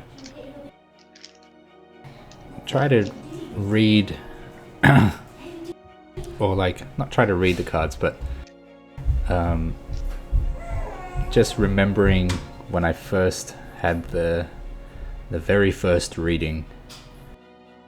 Yeah, your original layout. The original layout, and I'm gonna put the cards out in that kind of order, and then just kind of Do you ponder it. Remember that order?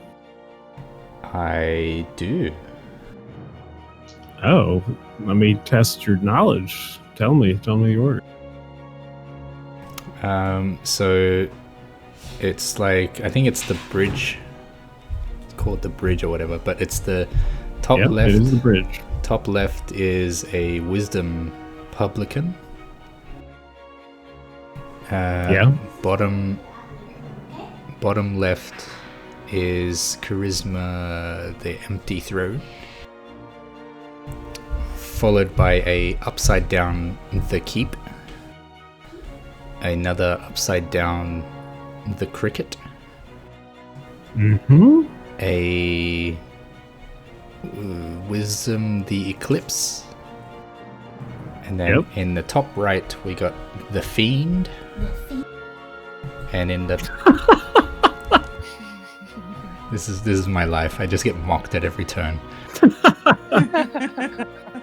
And then the bottom right, the tyrant, upside down. That is correct. Yeah, that's the layout. So you're going to try and recreate this? Try to, yeah. Okay. Why don't you make me a knowledge arcana check?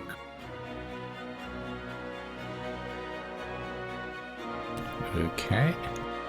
Let me just find that on my character sheet. Arcana.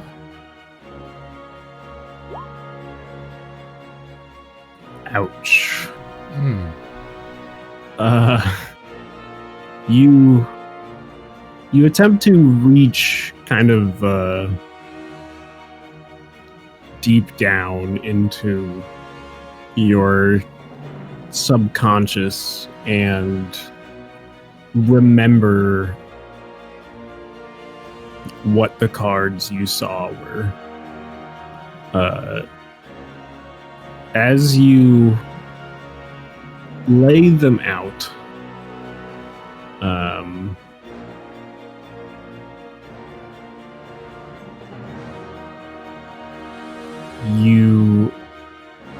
I guess you really don't remember anything of the other cards at this point. Like, you're trying your best. You're kind of just you're kind of trying to believe in the deck. It's all the emotions coming back from the previous day, clouding my judgment. Exactly. But you do draw 7 cards instead. Let me tell you what cards you draw. Oh.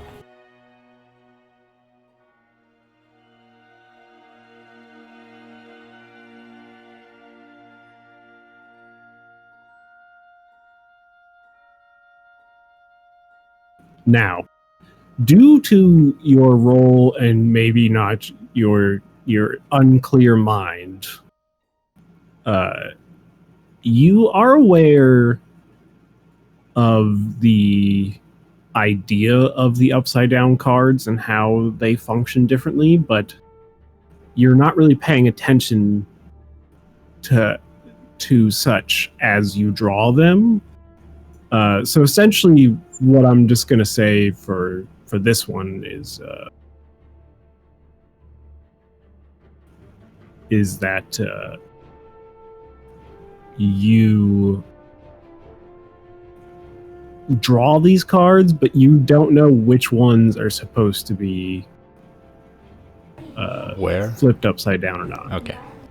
You know where, because you draw them in a certain order. So your top left is the Inquisitor. Bottom left is the Locksmith. Then your bridge itself is the Avalanche, followed by the Trumpet, followed by the Joke. Top right is the Betrayal. Wait. Bottom right. Avalanche, Yes. Trumpet, Joker, was it? The Joke. Yeah. Top right is the Betrayal. Bottom right is the Demon's Lantern. So you have these cards. You do not know what orientation they're supposed to be in, whether or not they are reversed / upside down. But you do know these cards exist, and with the basic notes you took from studying at the Grand Library of Cairn, you can get a rough idea of what each one of these cards means, which you personally already have, so you can essentially cross-reference with that and interpret that how you will, I suppose. I'll give you a little bit of time to look through that stuff, and then if you want to go back to that, we can. How does that sound? Yeah, that sounds good. Thank you. Okay. Everybody else,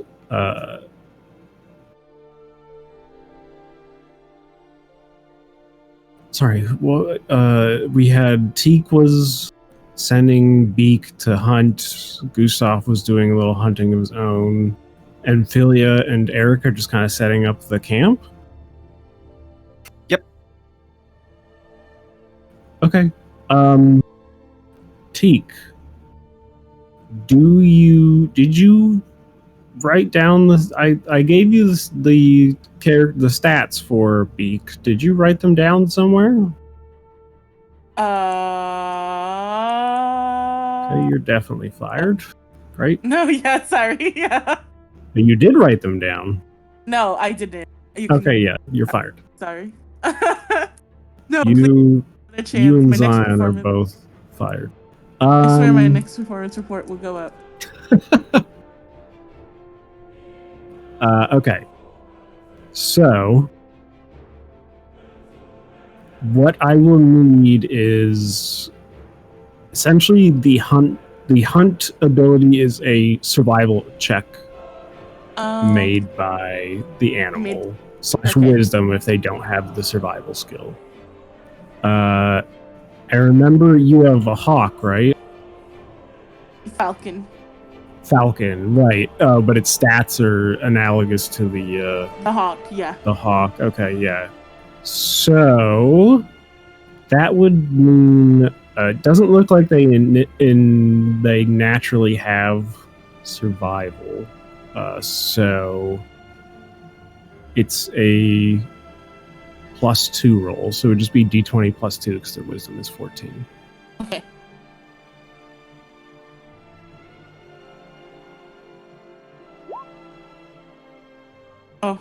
Oh, that's pretty good. Yeah. Okay. So you have a 21, and Beak is looking for rats specifically. Well, rodents. I realized my error, but yeah, I guess. Okay. Any rat or rodent. Yeah, just a rodent to eat. Yes. Okay. And Gustav is foraging / hunting small game with a possibility for hunting larger game if stumbled upon, correct? Yeah. Okay, you make me a survival roll as well, my friend. Whoa! Look at this guy. I found the spirit of the forest. Yeah. You see the spirit of the forest turn into a giant black gooey thing and start destroying everything as it walks through it. Yeah, it's Why pretty did you intense. behead the spirit of the forest? I Yeah. was trying to hunt big game. Yeah, he wanted to eat the spirit of the forest and he took its head off. Okay, so you are foraging through the woods nearby camp, looking for, berries, rabbits, anything along those lines. And eventually, you come across a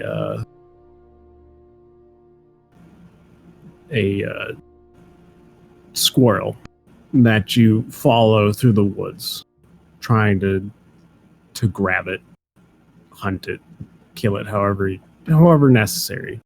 And after following it for a little ways, it runs through a clearing where you find yourself a large game animal in the form of a bear.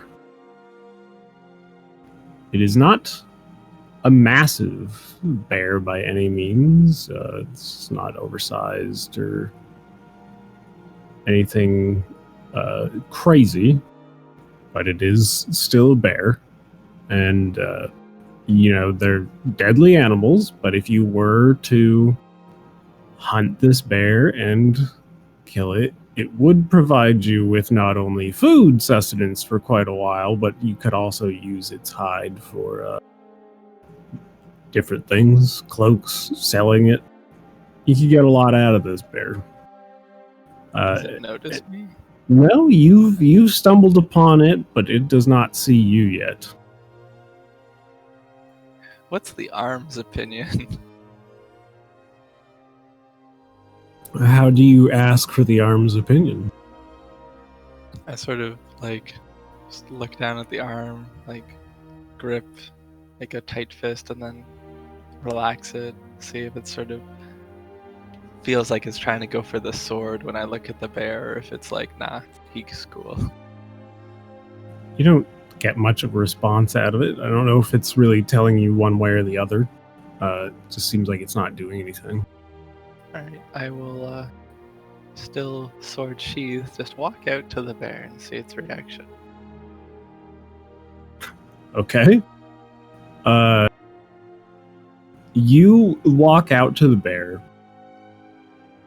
and as you do, you see its head pick up and turn towards you, and underneath of it, it is feasting on the remains of a small fox.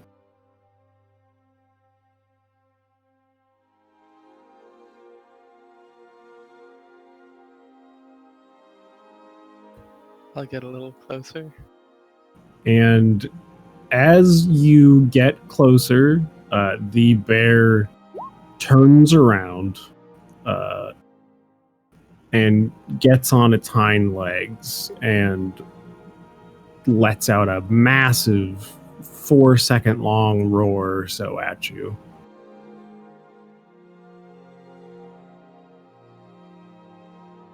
How close am I? I mean, you're pretty close.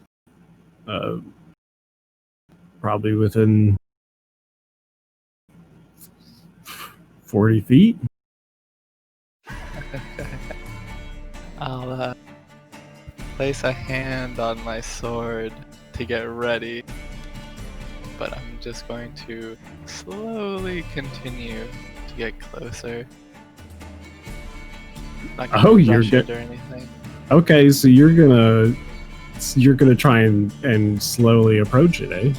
Yeah, sort of like, calmly. Okay, make me an animal handling check. Oh, what is my animal handling? No, not terrible. Oh, that's not bad.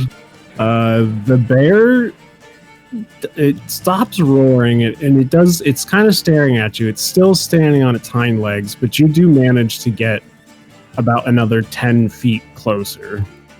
But it does look like it's getting more aggravated the closer you get. Okay. I'll relax a bit and wait a few moments to let it eat a bit more, assuming it goes back to eating. It does not. It is just kind of staring at you now. It's an old stare down. Yeah.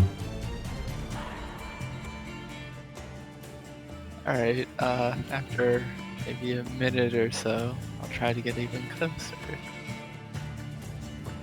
Okay. Make me another animal handling check, I suppose.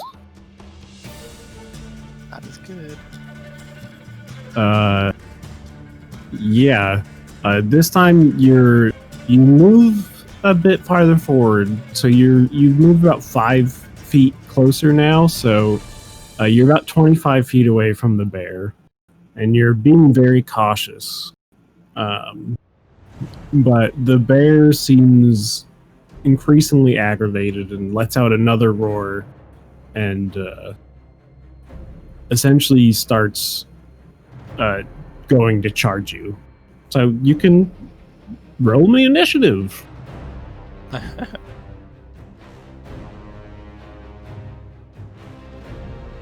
This is how I go.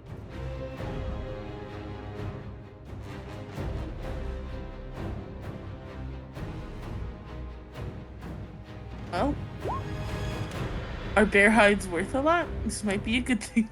They certainly can be. I was just trying to make a friend. Get a pet bear for the road.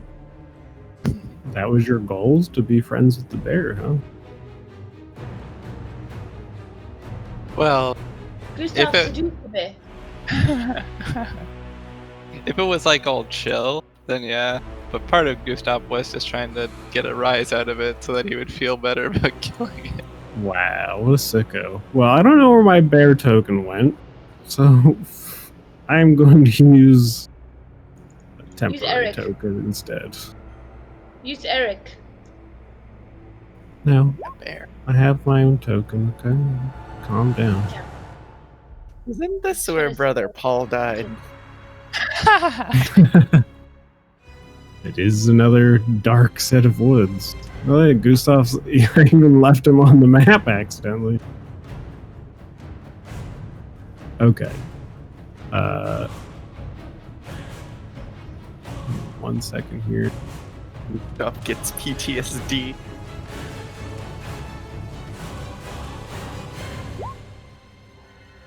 He deserves it.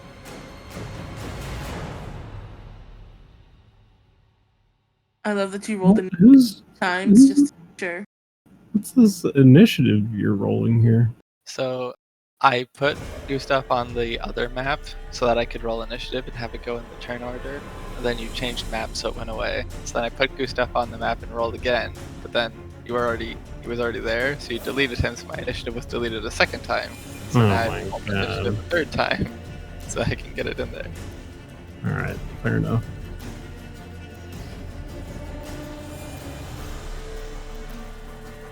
Okay. Let's see here.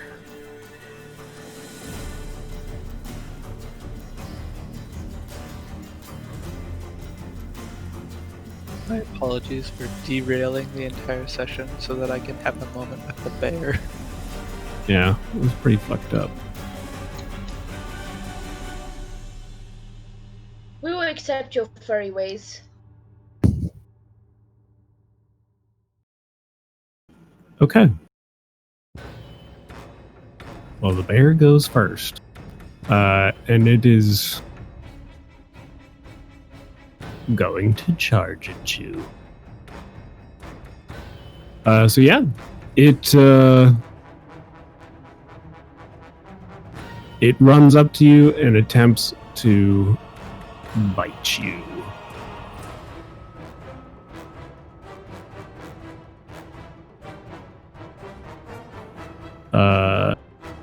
What's your AC right now? Sporting a 17. Nice. Real nice.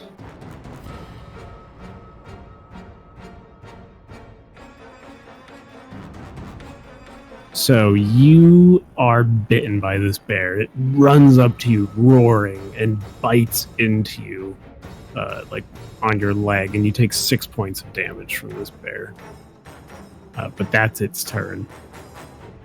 Alright.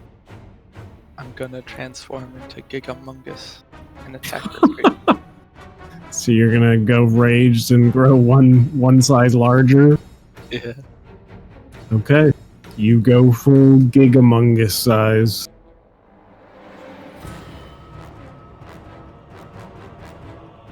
Roll up that attack. Yeah. Dang. Look at this hot shot.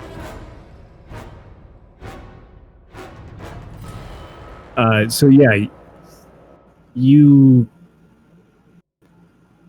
first attack just crashes into this bear. I mean, it's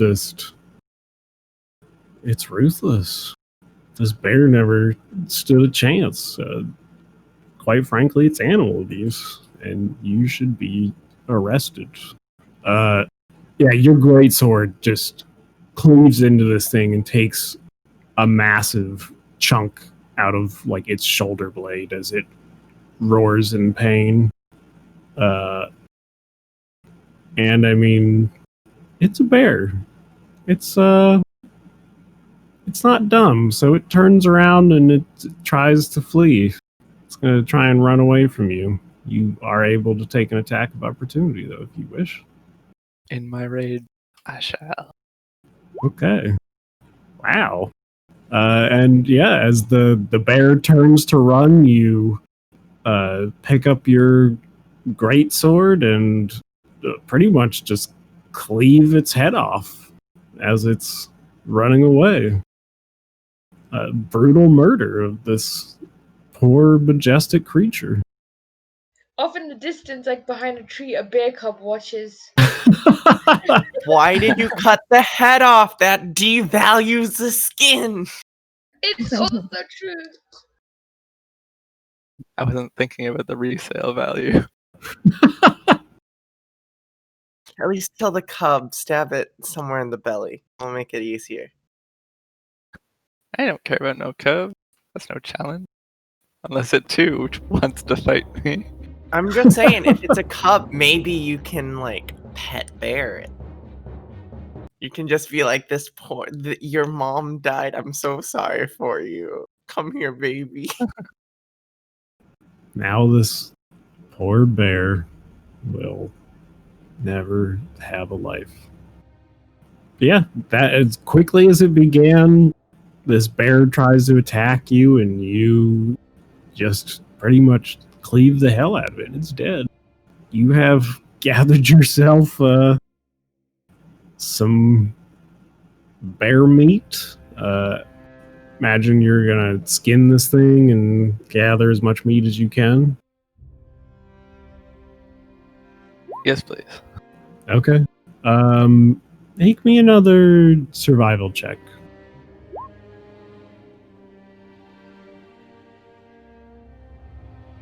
A13. The butcher. 13. Okay, so your butcher abilities aren't necessarily the best, but you do manage to get a pelt out of it, and I mean, a few 100 pounds of meat, but it's going to take you some time, and like, in order to, take the meat back, you're going to have to make multiple trips and everything like that. How do you want to store this meat? I didn't think that far. I was gonna bring like some of it back to the camp. Are you going to try and make full use of the bear's corpse, or are you just going to grab what you can carry and just leave the rest there? Full use. Well, like, since I have to make multiple trips regardless, I think I'll come back with as much as I can carry and then let the party know. Found a bear out there. Someone can give me a hand. I can bring the rest of it back. Not sure how we're gonna trade it and that. A bear? Yeah. I mean, all rations are gonna run out eventually, right? A long ways to go. Eric stares at Gustav and then stares at his books and then stares at Gustav. You know, I'm pretty good at setting things on fire by accident. Wait, that made sense in my head. Why would I threaten to burn things? I don't know. I just felt it would be best if Were you we... trying to ask to cook the bear? Is that what you want to do? He's asking for help getting it back, but you're well, I guess you don't need to go out with Teak or Beak. I mean, you're probably just hanging out at camp, right? Mm-hmm. Okay. Teak can help. Right. Alright. Thanks, Teak.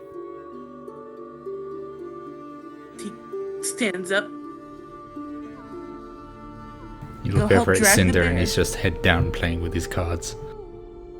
Okay. Yeah. He's Cinder sorting them. completely ignores you pretty much, but It's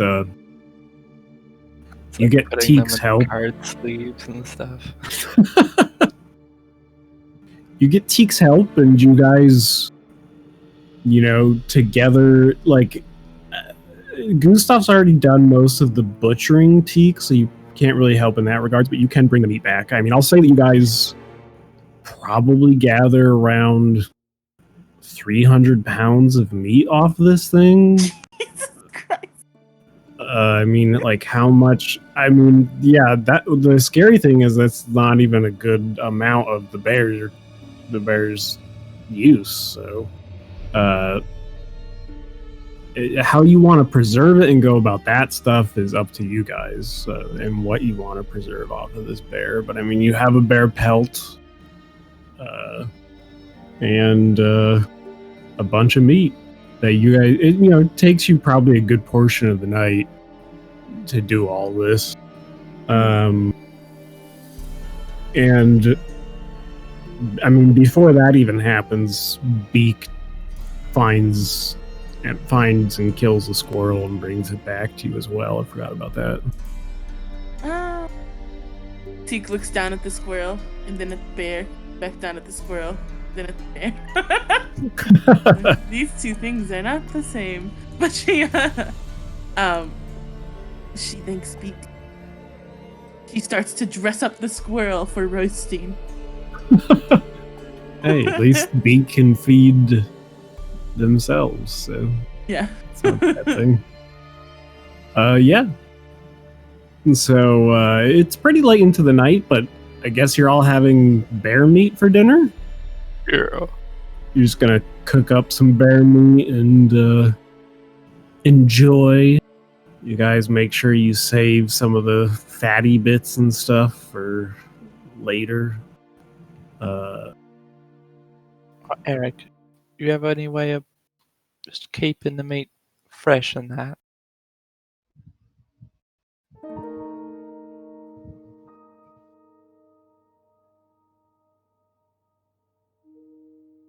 I feel you. You got any way of keeping the meat fresh and that? Eric? And the honey. We can probably just glaze it in honey and smoke it overnight. We'll still need a fire. That's alright. First watch, we'll keep eyes over it for the first few hours and we can wake someone else up after, right? Teak nods. In a very cool way. Like, yeah. First watch, motherfucker. So I will follow Philia's instructions and then stay up with Teak. Very full from all the bear meat. Okay. I'm guessing Sweet. this will take all my reservoir of honey. Oh, yeah. It'll take everything you got. Can't believe It's we're good. gonna have honey glazed bear It might. jerky. There's so much meat, though, that you might need more than one night to smoke it all. So that's something else to keep in mind. Are you personally smoking the meats then, Philia? We can just put up a wooden rack right above the campfire. Who's just, putting up that wooden rack, homie? Yeah. Someone else make the wooden rack. I'm not. Oh, now you're too good. Yeah, Teak. I'm just saying, I'm providing. So you're The just last- like, oh, I have this great idea. I'm not going to do anything with it, but you guys can do it. Teak will attempt to set up some kind of stick system so that they can hang strips of meat above the. It's using 4 days worth of honey from Philia's reservoir, okay? It's all gone now. Well, maybe we would have had more honey if you didn't insist on rubbing it all over Cinder's body. I'm sorry. Did we want Cinder to rot? Hello? Anyway, thanks to Brother Paul. Okay, Teak, you're smoking the meat. You're Yeah. you're the barbecue chef for tonight. Apparently, yeah.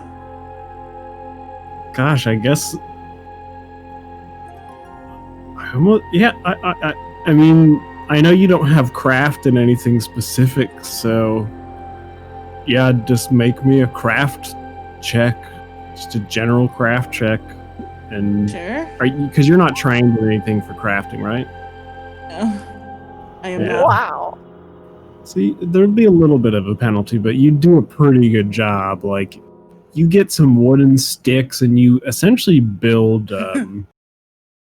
like a little wooden holder with sticks, you and Gustav together. So there's like 4 legs, and then there's a little platform above with some air gaps in it. So the smoke is rising off the fire and going through the meats and just slow cooking them. But Can you can she nibble some of the like bark off of the wood and choose the best tasting ones to smoke the meats with? yeah, sure.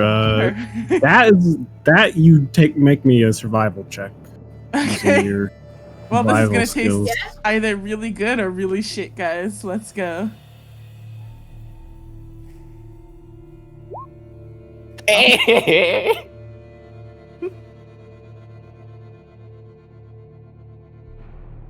Dang, Teak. I should have come to you first. You're natural. So, This was Philia's idea? so what? You rolled a 14 plus 9. I gotta do some research here, real quick. She found You some nice find- maple wood. Surprisingly, maple's not what you want to use to smoke meats. You Oh, find never you find some. Well, that's why I was researching. I'm no meat smoking expert, but according to the local Google search, you find some mesquite wood. Use that, the bark of the wood, to smoke your meats. But due to you not being incredibly handy with these sorts of things, you are. It is taking, not necessarily taking you longer, but the capacity of your smoker is not as high as you would like. So it's going to take you a pretty significant amount of time to smoke all of this meat. All right. Makes Also, just for funsy, give yourself a skill rank in craft and put it under the group of cooking. Hey. yeah. Wow! Can't believe Teek's on the road to Master Chef. This is now her stuff. There's like a little plus thing you can add on to your sheet to add in the like cooking, so you can have different crafting abilities.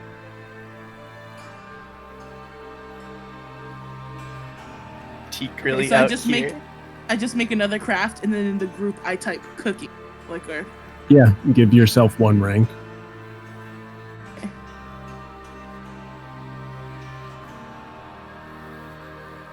Okay. So yeah, I mean, you guys have a pretty solid night. I mean, most of your night is spent butchering and preparing this bear. Once you finish cooking the bear meat, you notice like Cinder doesn't even come over to get it. Does someone want to bring him some bear meat or something? I'll bring him some bear meat. okay. Okay. Cinder, you're distracted and entranced by your cards. You have your little journal open, you're cross-referencing between them, and at some point you're interrupted by the soft voice of Philia, and as you look in her direction, you also get a nice waft of some charred bear meat that she's brought you. Oi, what's this? Gustav found a bear, and we're all working to preserve and cook it currently. What do you Have mean some. Gustav found a bear? Where? I assume he was just wandering, and it was in front of him. Jeez. That's the bear there? Not all of it. There's roughly 300 pounds. Gosh. How long have I been sitting in here for? How long has he been sitting here for? A few hours now. He's really been entranced by the whole thing. Sorry, and I've sorry, go ahead. been in my own little world in here. Thank you for the meat. I'll come out and join the rest of the camp. Sounds good. Philia, as you are handing him the meat and such, you do notice laid out in front of him he has 7 of his cards, and you see, you don't get any specific details, but you do catch a glance at his journal, and it looks like it's in reference to one of the cards in front of him. What are you up to for all these hours? I've just been trying to work out what these cards mean. I think they mean something. They're like some kind of... Well, I guess you can use them to predict futures and that sort of stuff. Thought I'd give it a little try.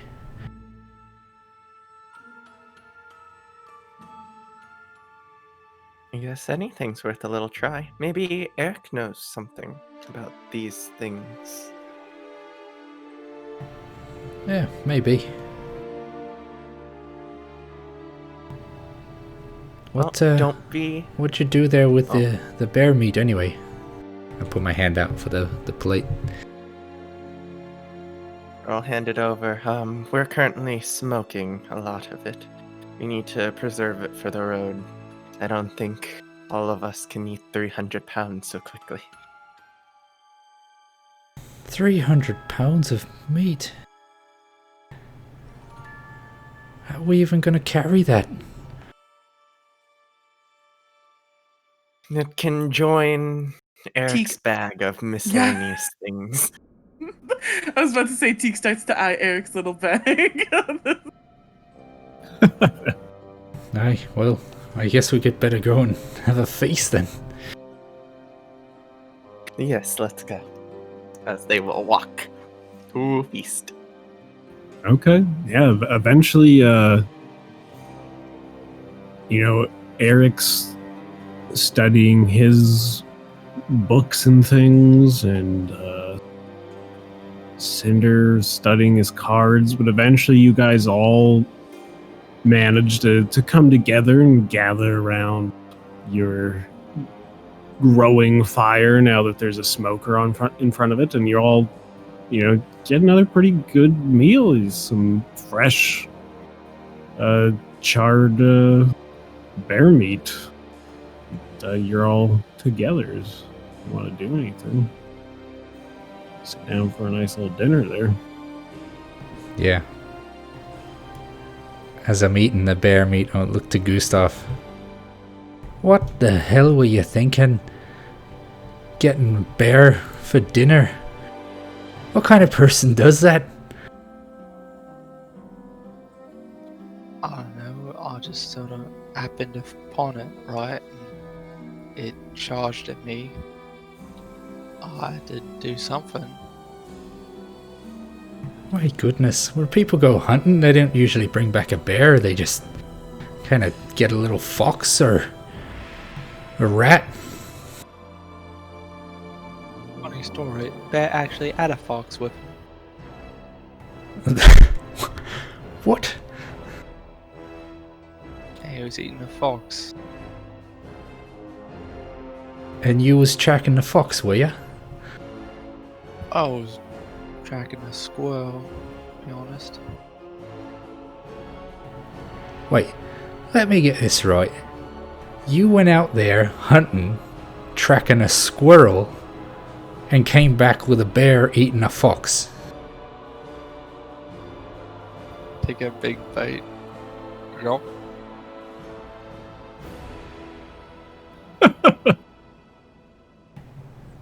Alright then.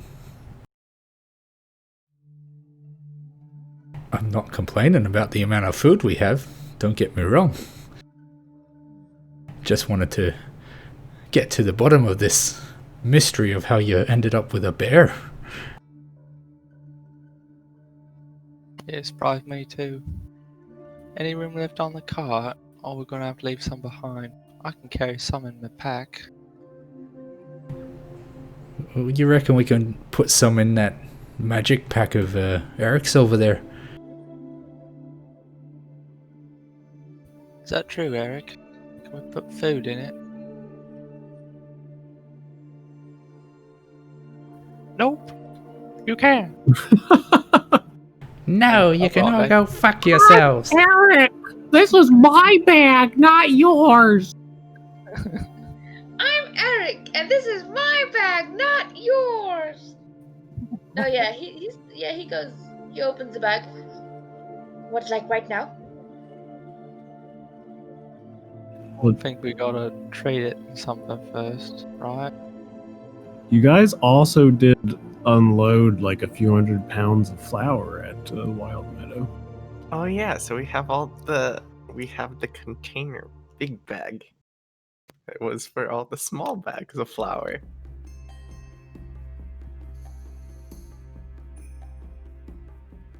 Nice. We can store it in there. And then we'll store it in there. We'll have a nesting doll of meat. How much of the meat are you guys going to store in the bag? I think we put as much 200 on- pounds. How much is in there already, Eric?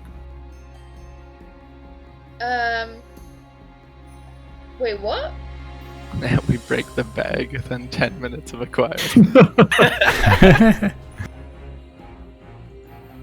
Eric, how much weight is in the bag already? Okay, so I've got like 35, and then T gave me like 15. Okay. So you now guys I gave you 10 pounds 300 of bird minus- feed. Okay, she gave me 10 pounds. put in 200 pounds of meat? Yes. No, I have. Okay, yeah, then we have plenty of space. But Yeah. it's 300 cubic. Yeah, know you how got much space you got it is. plenty of space, but it's becoming a heavy bag.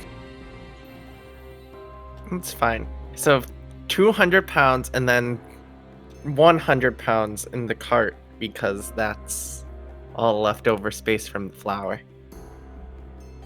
Boom. Logistics. Cool. So yeah, you guys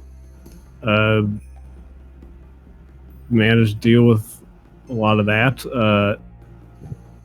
Now, that's where you're going to put it. Keep in mind it's not all smoke jet, and you might not even be able to smoke it all tonight. But as you're smoking it, you start storing it in such a manner.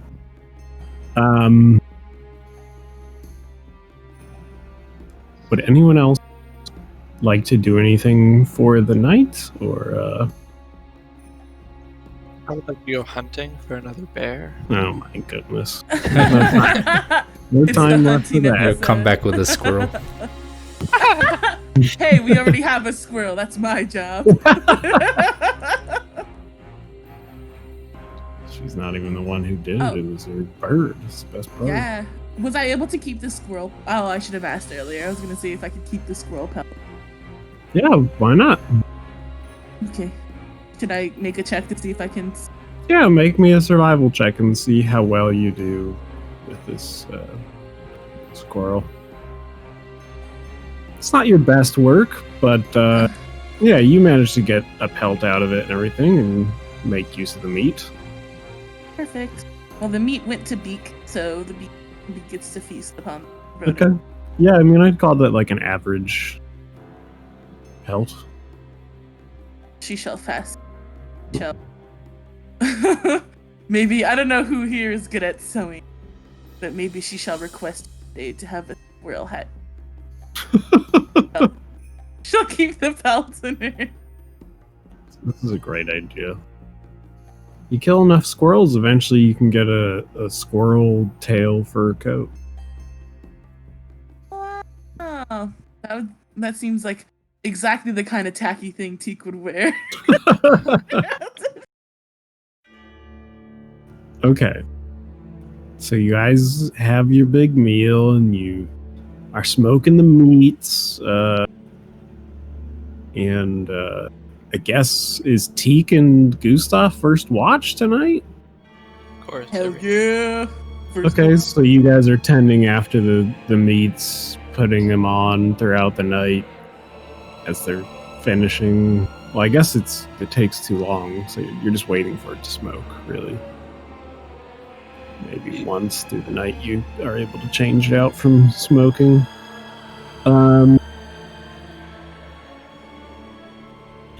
Okay. But there's no one else is trying to do anything else for the rest of the night. Cinder, are you doing anything with your cards, or just gonna keep studying? I'm gonna keep studying. I'm going to. I mean, from what I think I know the reading is.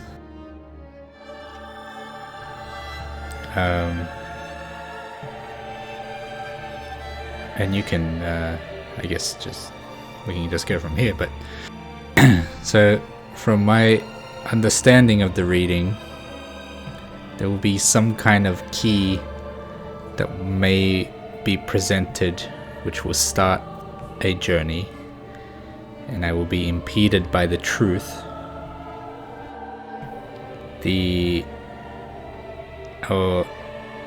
And then on my quest, I'll be confronted with an unthinking, unreasoning disaster that overruns all who get in its way.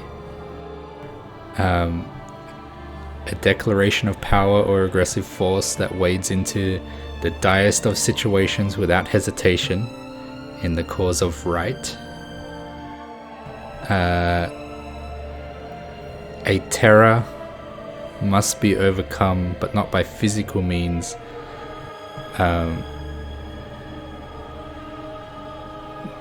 So I have to find a way through this difficult task. And then the goal, which is what I don't understand, represented by the Demon Lantern card, traps, tricks, and sleight of hand, or of sleight of mind. So maybe I might increase those skills by doing this thing. And then the sacrifice will be something kind of like some selfishness incarnate, or like envy twists the spirits and leads ultimately to devastation. Can also indicate a person whose loveliness hides an evil heart. Man, sounds like you got some crazy shit happening here. Yeah, I have no idea what all this means.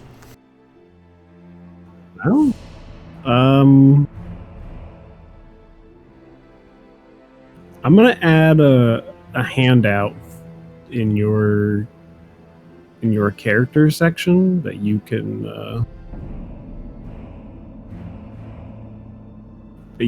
edit. If you want to put all that stuff down in there and everything, you can kind of make it. It should be there now. It's just called Mysterious Note right now by default. But if you want to kind of turn this into like your in-game journal, I'd like to see Cinder's kind of thought process on these cards and stuff in his journal. Sure. And his breakdown of them. But it sounds like you're getting some right ideas there. You're on the right track. Sounds to me like the fortune is telling you to stick with your friends. Maybe. Maybe. Until the betrayal card comes into play. I don't know. That's talking about something else. Well, you gotta stick with your friends before you can betray them.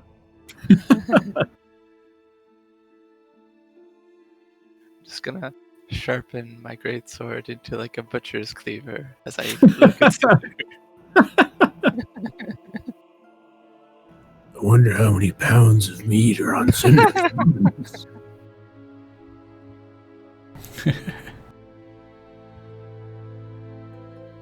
Okay. Well, that was pretty cool. So yeah, Cinder spends a good part of the night kind of deciphering these cards. They definitely make some leadway.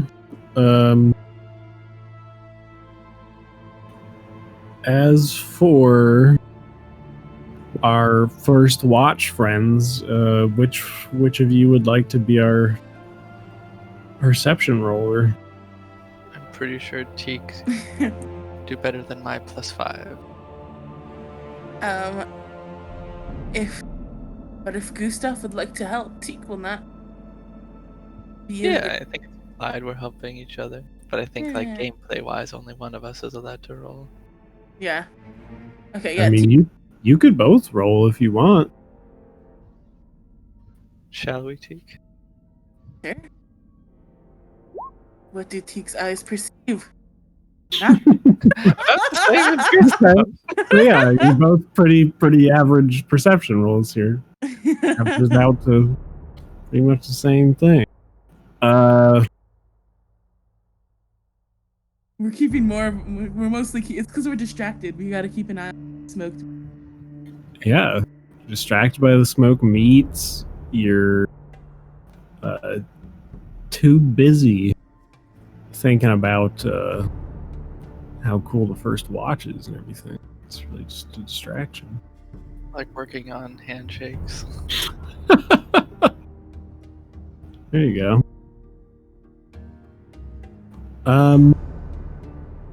Yeah, I mean, you guys keep watch after the meets and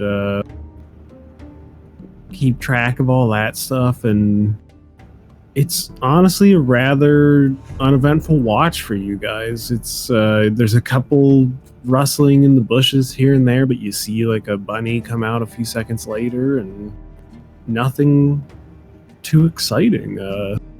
Who are you guys gonna have take watch after you? How about Cinda? Who do you think will be best at watching meat? Teak getting tired. I say Cinda's pretty reliable. We should wake him up. Teak yawns, walks over and rouses Cinder from his. Hey, what? Is that time, is it? Yep. Teak can show you, and then Teak's going to show Cinder how to load the meats on and how to best draw out the flavor of the bear meat. And she's gonna show the different types of wood, and that chewing on some, she'd be like, "See, this wood, no good, too sweet, not good pairing with meat." And she throws it away, and then she picks up the mesquite wood, and she goes, "This wood, perfect." Like she's giving him a tutorial on how to cook the meat.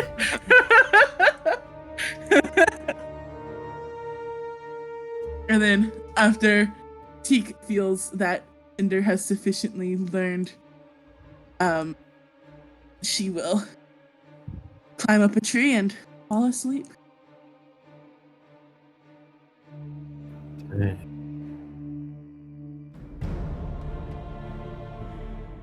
What a pal. Okay, so Cinder, you're taking second watch I guess so. by yourself? I guess so. There's nobody else here. Dang. I'm just throwing you in the deep end right away, huh?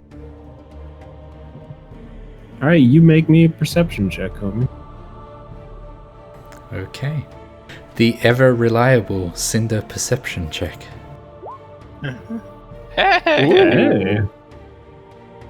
It's pretty good. Okay, so what are you doing during your watch? Are you messing with your cards or anything? Or you just... No. What are you up to? I'm just kind of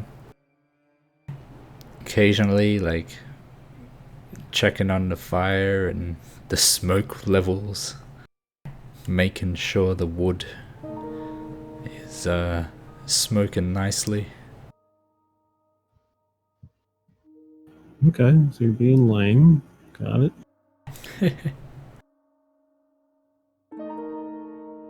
Alright. So yeah, let me make more real quick. Yeah, you go through pretty much the rest of your watch without any sort of alarming events happening.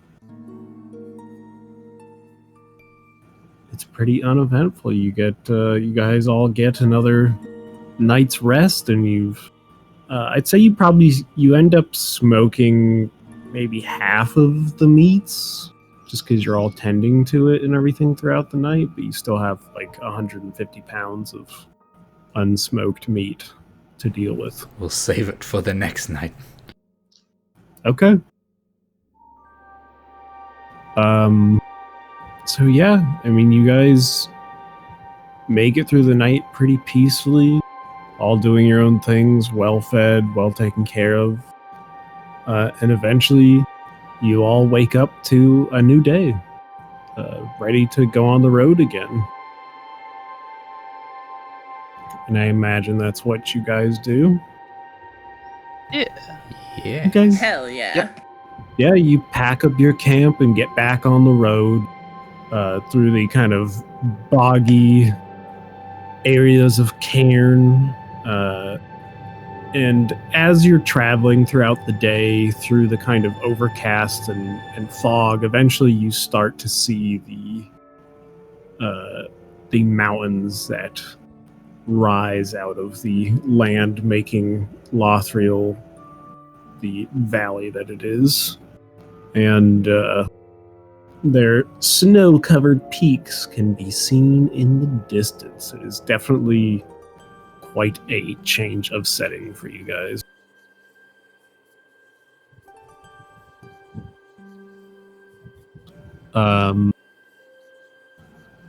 Is anyone doing anything on the road today special, or you guys just kind of doing your usual business? Usual business. Yep. Business.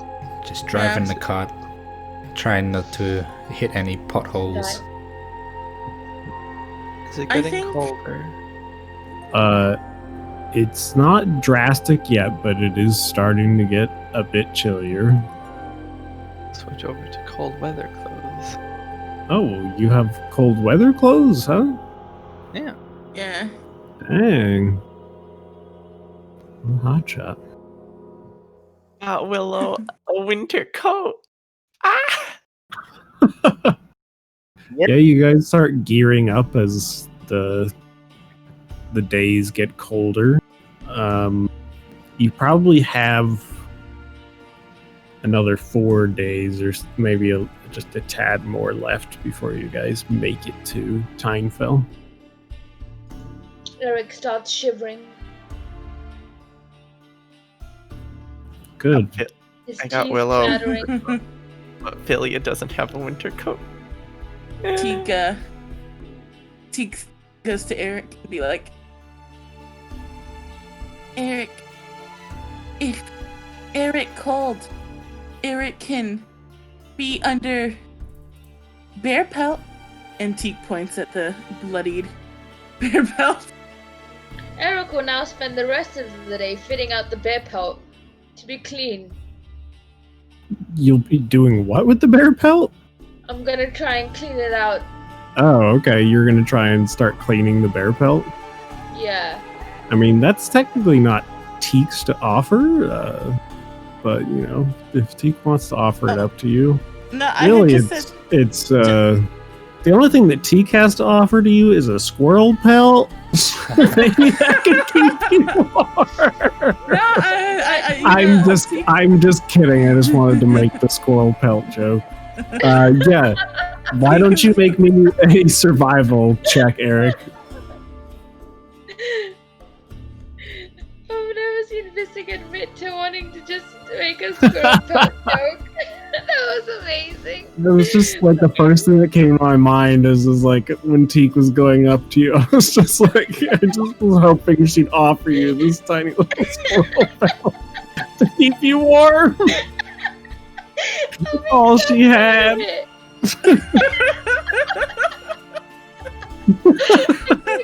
I thought about it, but I was like, the bear pelt is much bigger. I feel like Teak would have the foresight to know. Oh, squirrel pelt, tiny. It not coming. Yeah. Pretty funny though. Shit, you fucking crit that survival roll. All right.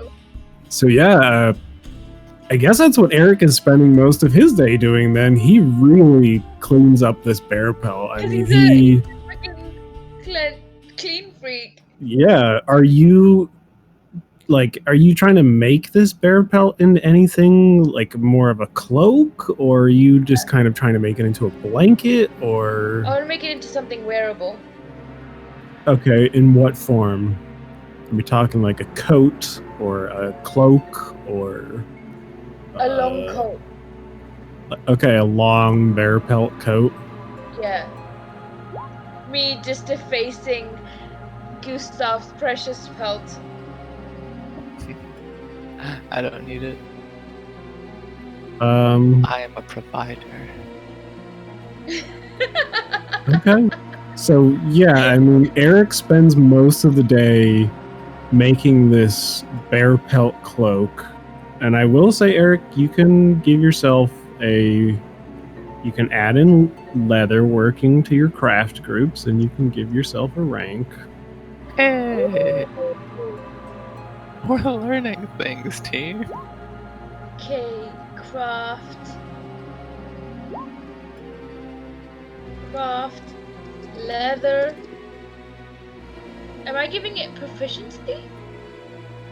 You give yourself one rank in it. Okay. I have 4 total. Yeah, because it adds in. Isn't craft one of your class skills? Mm-hmm. Yeah, it adds your bonus intelligence. So But it's a big boost for you is all. So should I tick it? No, you should. If it's not ticked, then don't tick it. Okay. Okay, good. Because craft is ticked, but craft leather isn't. Craft alchemy is ticked, but not craft leather. Oh, I see. Yeah, that's fine. Don't tick the leather working because it's not one of your class skills. You didn't because you took craft alchemy. That's like your class skill. Okay, cool. Is anyone else doing anything for today's leg of the journey? Getting jealous, maybe? Oh my Yeah. god, this is gonna be my second bear cloak. I know. I was so surprised happy. you weren't going crazy over the fucking bear cloak sooner. I just wanted those guys to have it. But now that it's mine... Like I said, I'm simply meant for Eric to use it as a source of warmth. Eric's the one who was like... Too late now, Teak. There's no take-backsies. I know. I was like, Eric's gonna like hop into the thing, be like, "We're gonna go sell that bear pelt," and you just see like coming to Coda and Alia in one go. Eric is now just George Washington style, like standing with his foot on like one of the boxes in the back of the cart with his hands on his hips with this cloak flowing in the wind the rest of the time.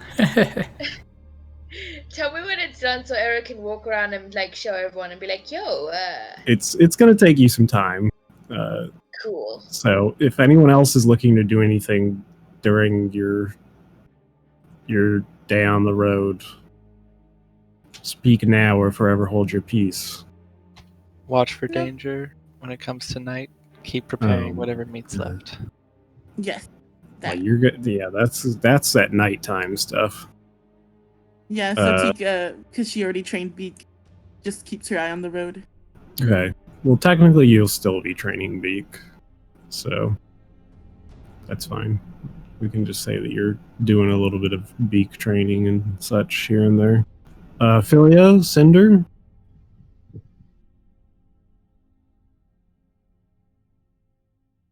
Snoozer losers? We're just Filia's just gonna be cold, just like trying to get some warmth from Willow's cloak. Oh, that's who we can give the squirrel pelt to. Philio's over there.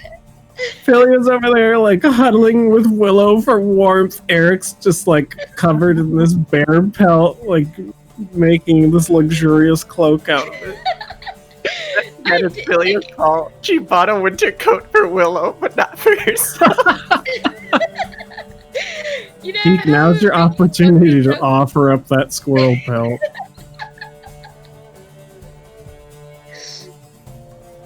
Teak pulls I out just the want- squirrel pelt from her pack.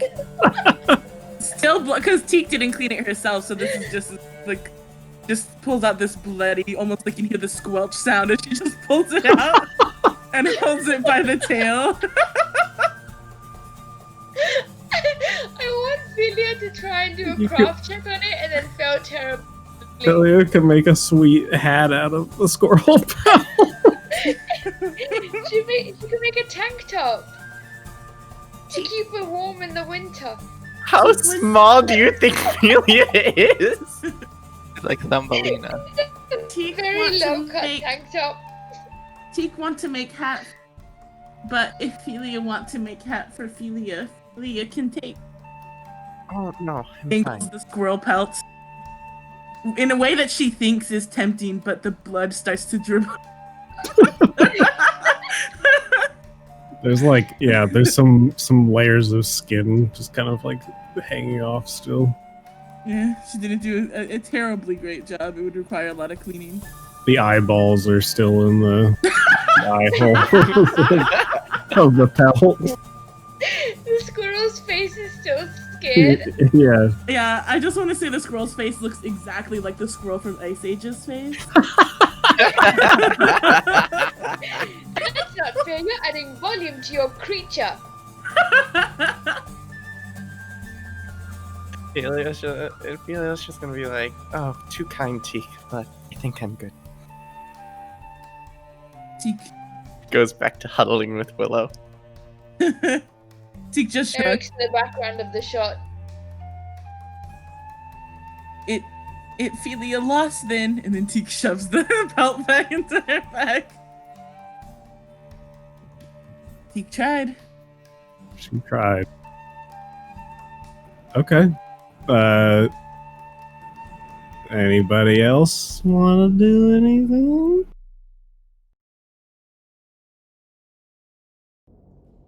Nope.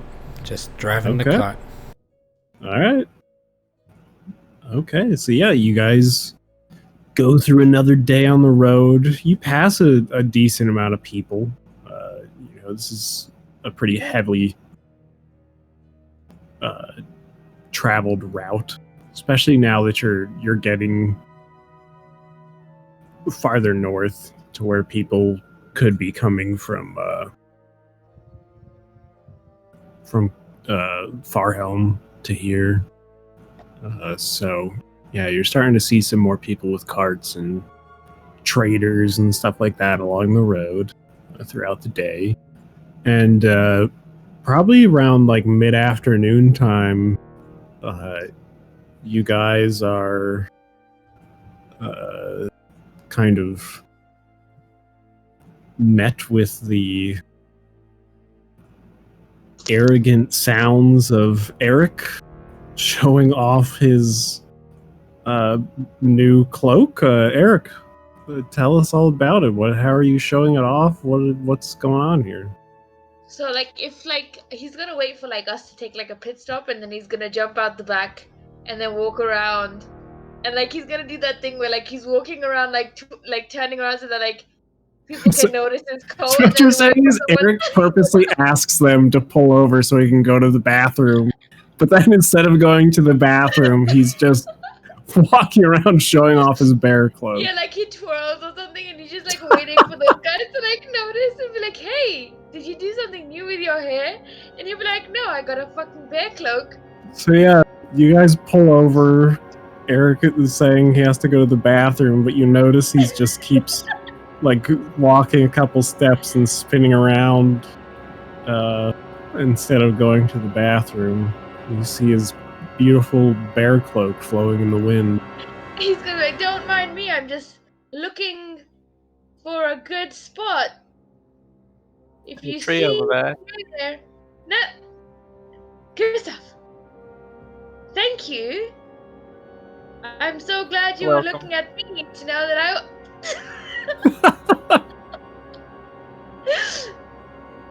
Eric's gonna like sigh and be like, "Okay, guys, I'll be over there. Keep an eye out for when I come back so we can leave. I'm walking over there." And after a He's like- sad display, Eric wanders off to use the restroom. He's actually not using the restroom. He's just crying. Yeah, he just goes over there and he's crying in the trees. Didn't have to go to the bathroom. Nobody noticed his bear cloak. And after a couple of minutes, he comes back and Wait, Well, he's gone. while Eric is gone, Teek's gonna be like, Eric has a nice cloak. And he, while he's gone. Teek not know it's that rude to say. You see that bear pelt, Teak? I haven't seen it in a few days.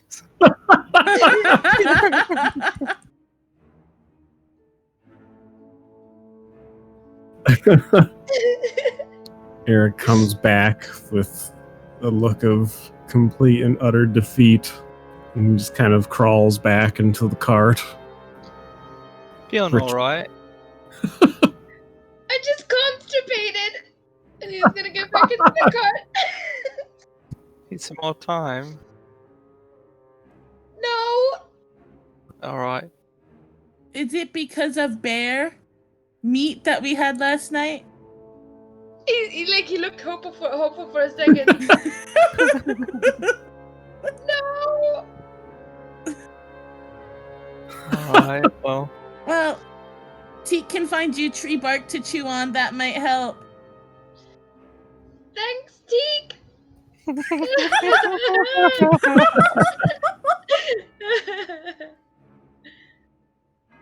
Something's wrong with Okay. Eric. He's constipated. Must be real bad. Teek gonna find some nice bark for Eric to chew on. Alright, anything you can do, Philia?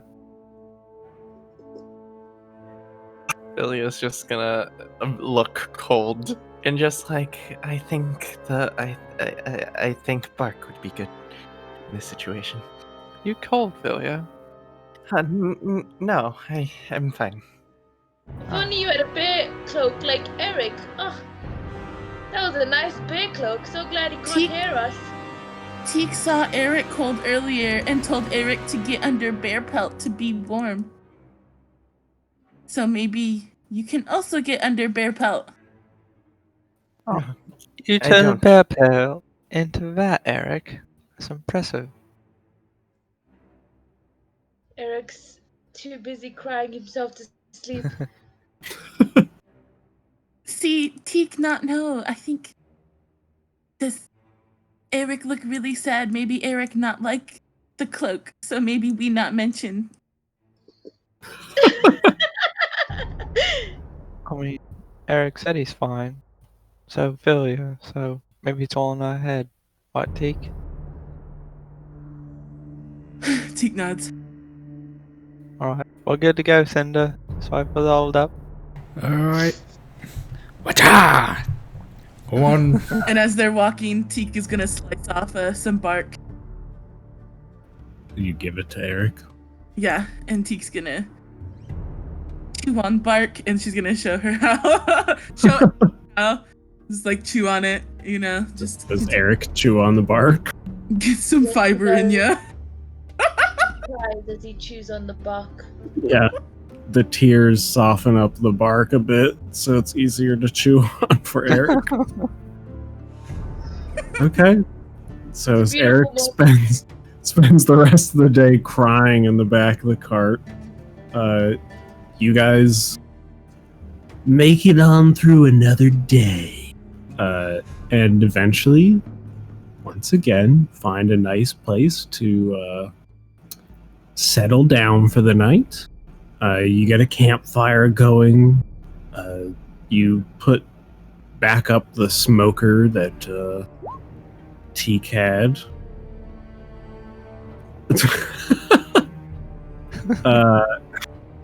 And you continue to smoke out the meats. Is anyone else doing anything in camp tonight? Crying? Okay. Eric's crying. Anybody else doing anything in particular? Feeling sorry for Eric's constipation and smoking the meats. Alright. Cinder? Teak? Filio?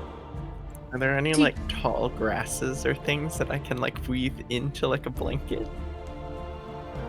Tall grasses, eh? I'll tell you what, why don't you make me a knowledge nature check?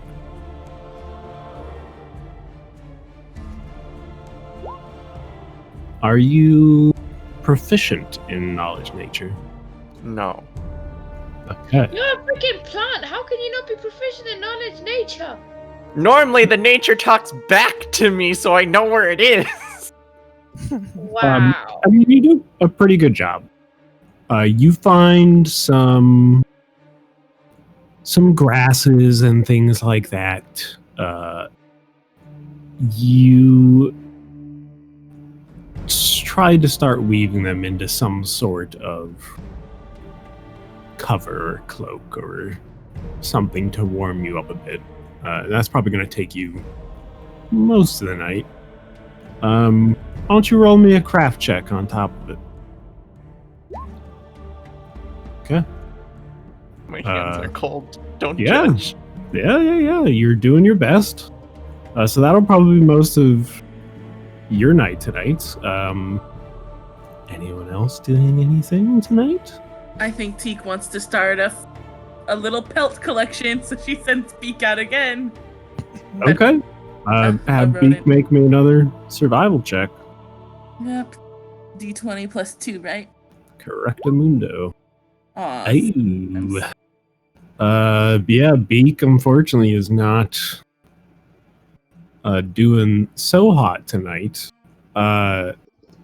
You end up with a squirrel, but essentially by the time Beak gets it back to you, he like half of it's gone. Oh, Sorry, he's like shredded it. Yeah, is Beak a girl, right, or a boy? I don't remember. Beak is a boy. Okay, it is a boy. He then. Yeah, it's like shredded, so the pelt's not worth much, but you could add it to something that you're making. And Sure. he manages to give himself a little bit of food, but he's probably not super well fed today. That's You fine. wanted Teak. to give him extra.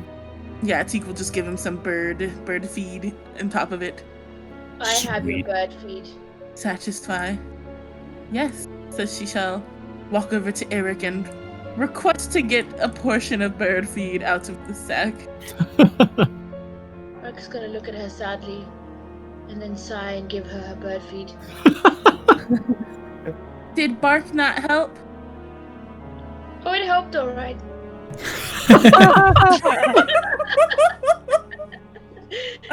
Okay. Well, Teak, hope you go well. And then she's gonna walk off with her bird feed and feed Teak. All right. Cinder's gonna visit Eric at some point. Okay. So maybe after Teak visits Eric like a few minutes later, Cinder approaches. Hey, what you doing over here, Eric? He's gonna be wiping his face. I'm sweating. Sweating? Yes. Oh, I should probably take that rug off. Rug!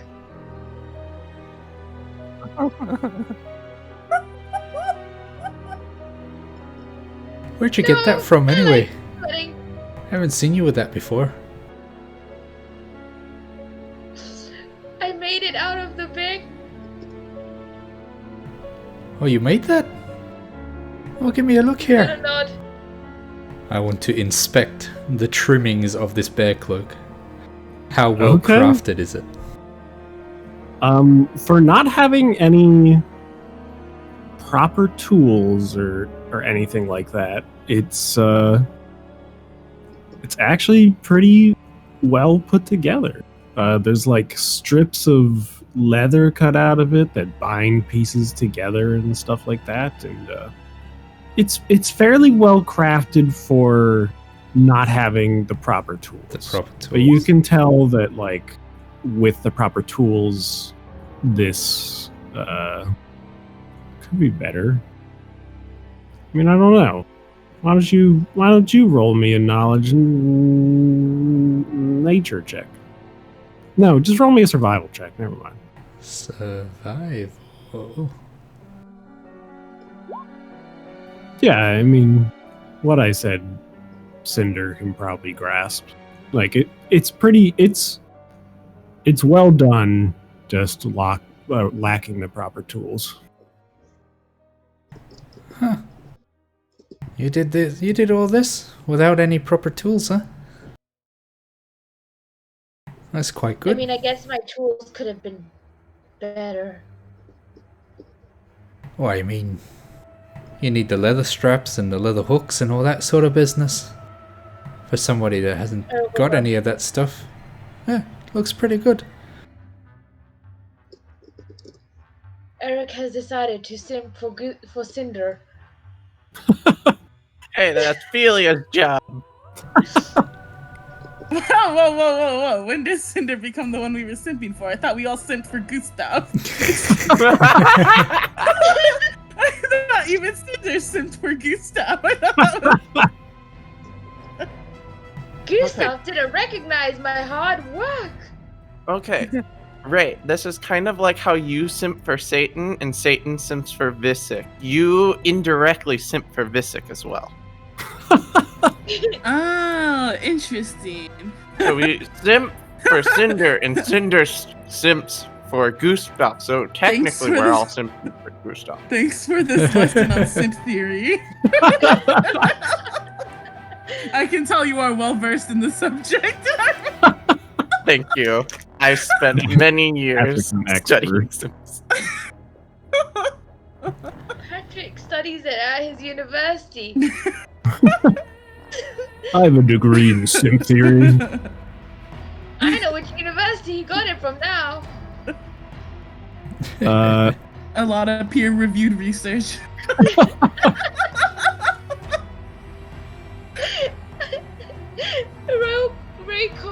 wrote his paper. Does Eric say anything to Cinder, or is just in shock that someone appreciated his cloak? Even He's like in shock, and then he's just gonna be like, "Thanks, that means a lot to me." Aye, well, It's fine. it's not a bad job there. I was wondering, It's funny. I don't suppose you could teach me how to make some of those potions and things that you do. Eric thinks about it. I mean, I don't see why I can't. Teach you, that is. Great. okay.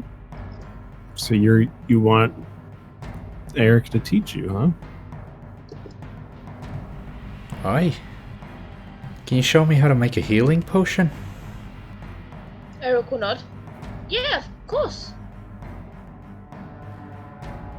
Okay. Eric, I want you to make me a craft alchemy check. And Cinder, I want you to make me just a raw intelligence check. Ah, the ever-intelligent Cinder. I rolled a 2. My god, that's so sad. You rolled a 2.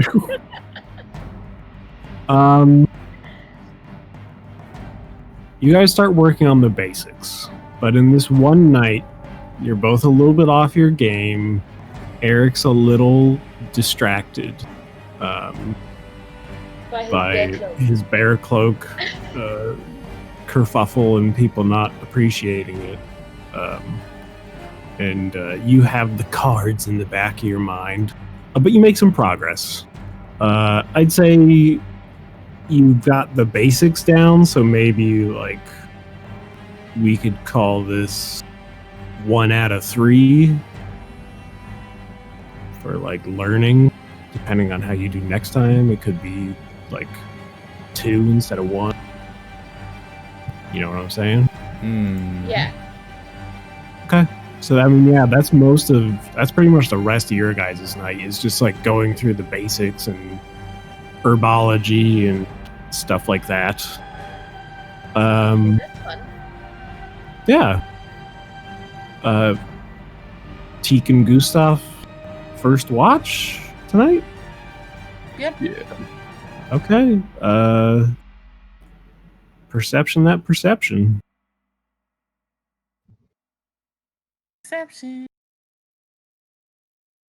Are we roll again? That's up to you guys if you want to, yeah. Yeah.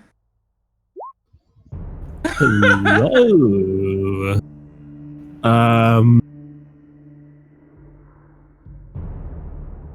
Yeah. I think you guys go through. Sorry, give me 1 second. I do. I want to find the other half of that squirrel.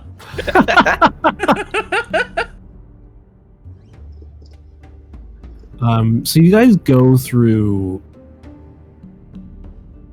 a good portion of the night uneventfully.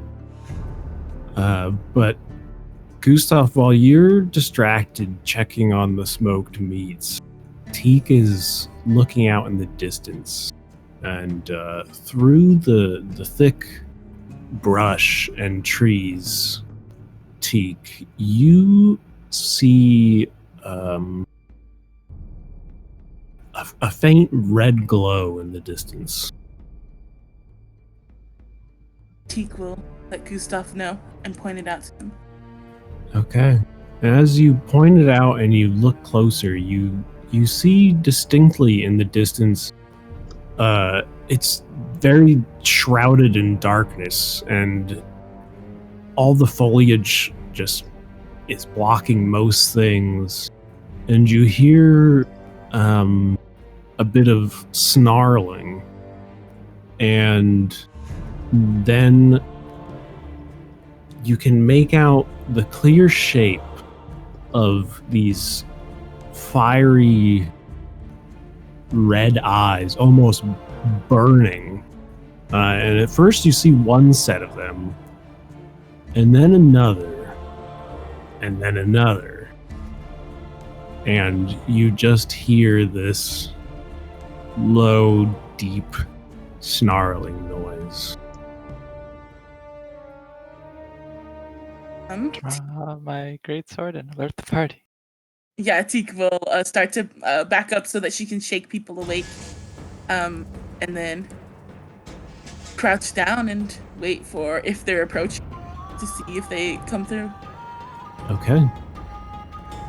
And you guys yell and alert the group, and everyone's kind of startled awake in the night, and that's where we'll end today's session. We'll pick up here. Forest spirits.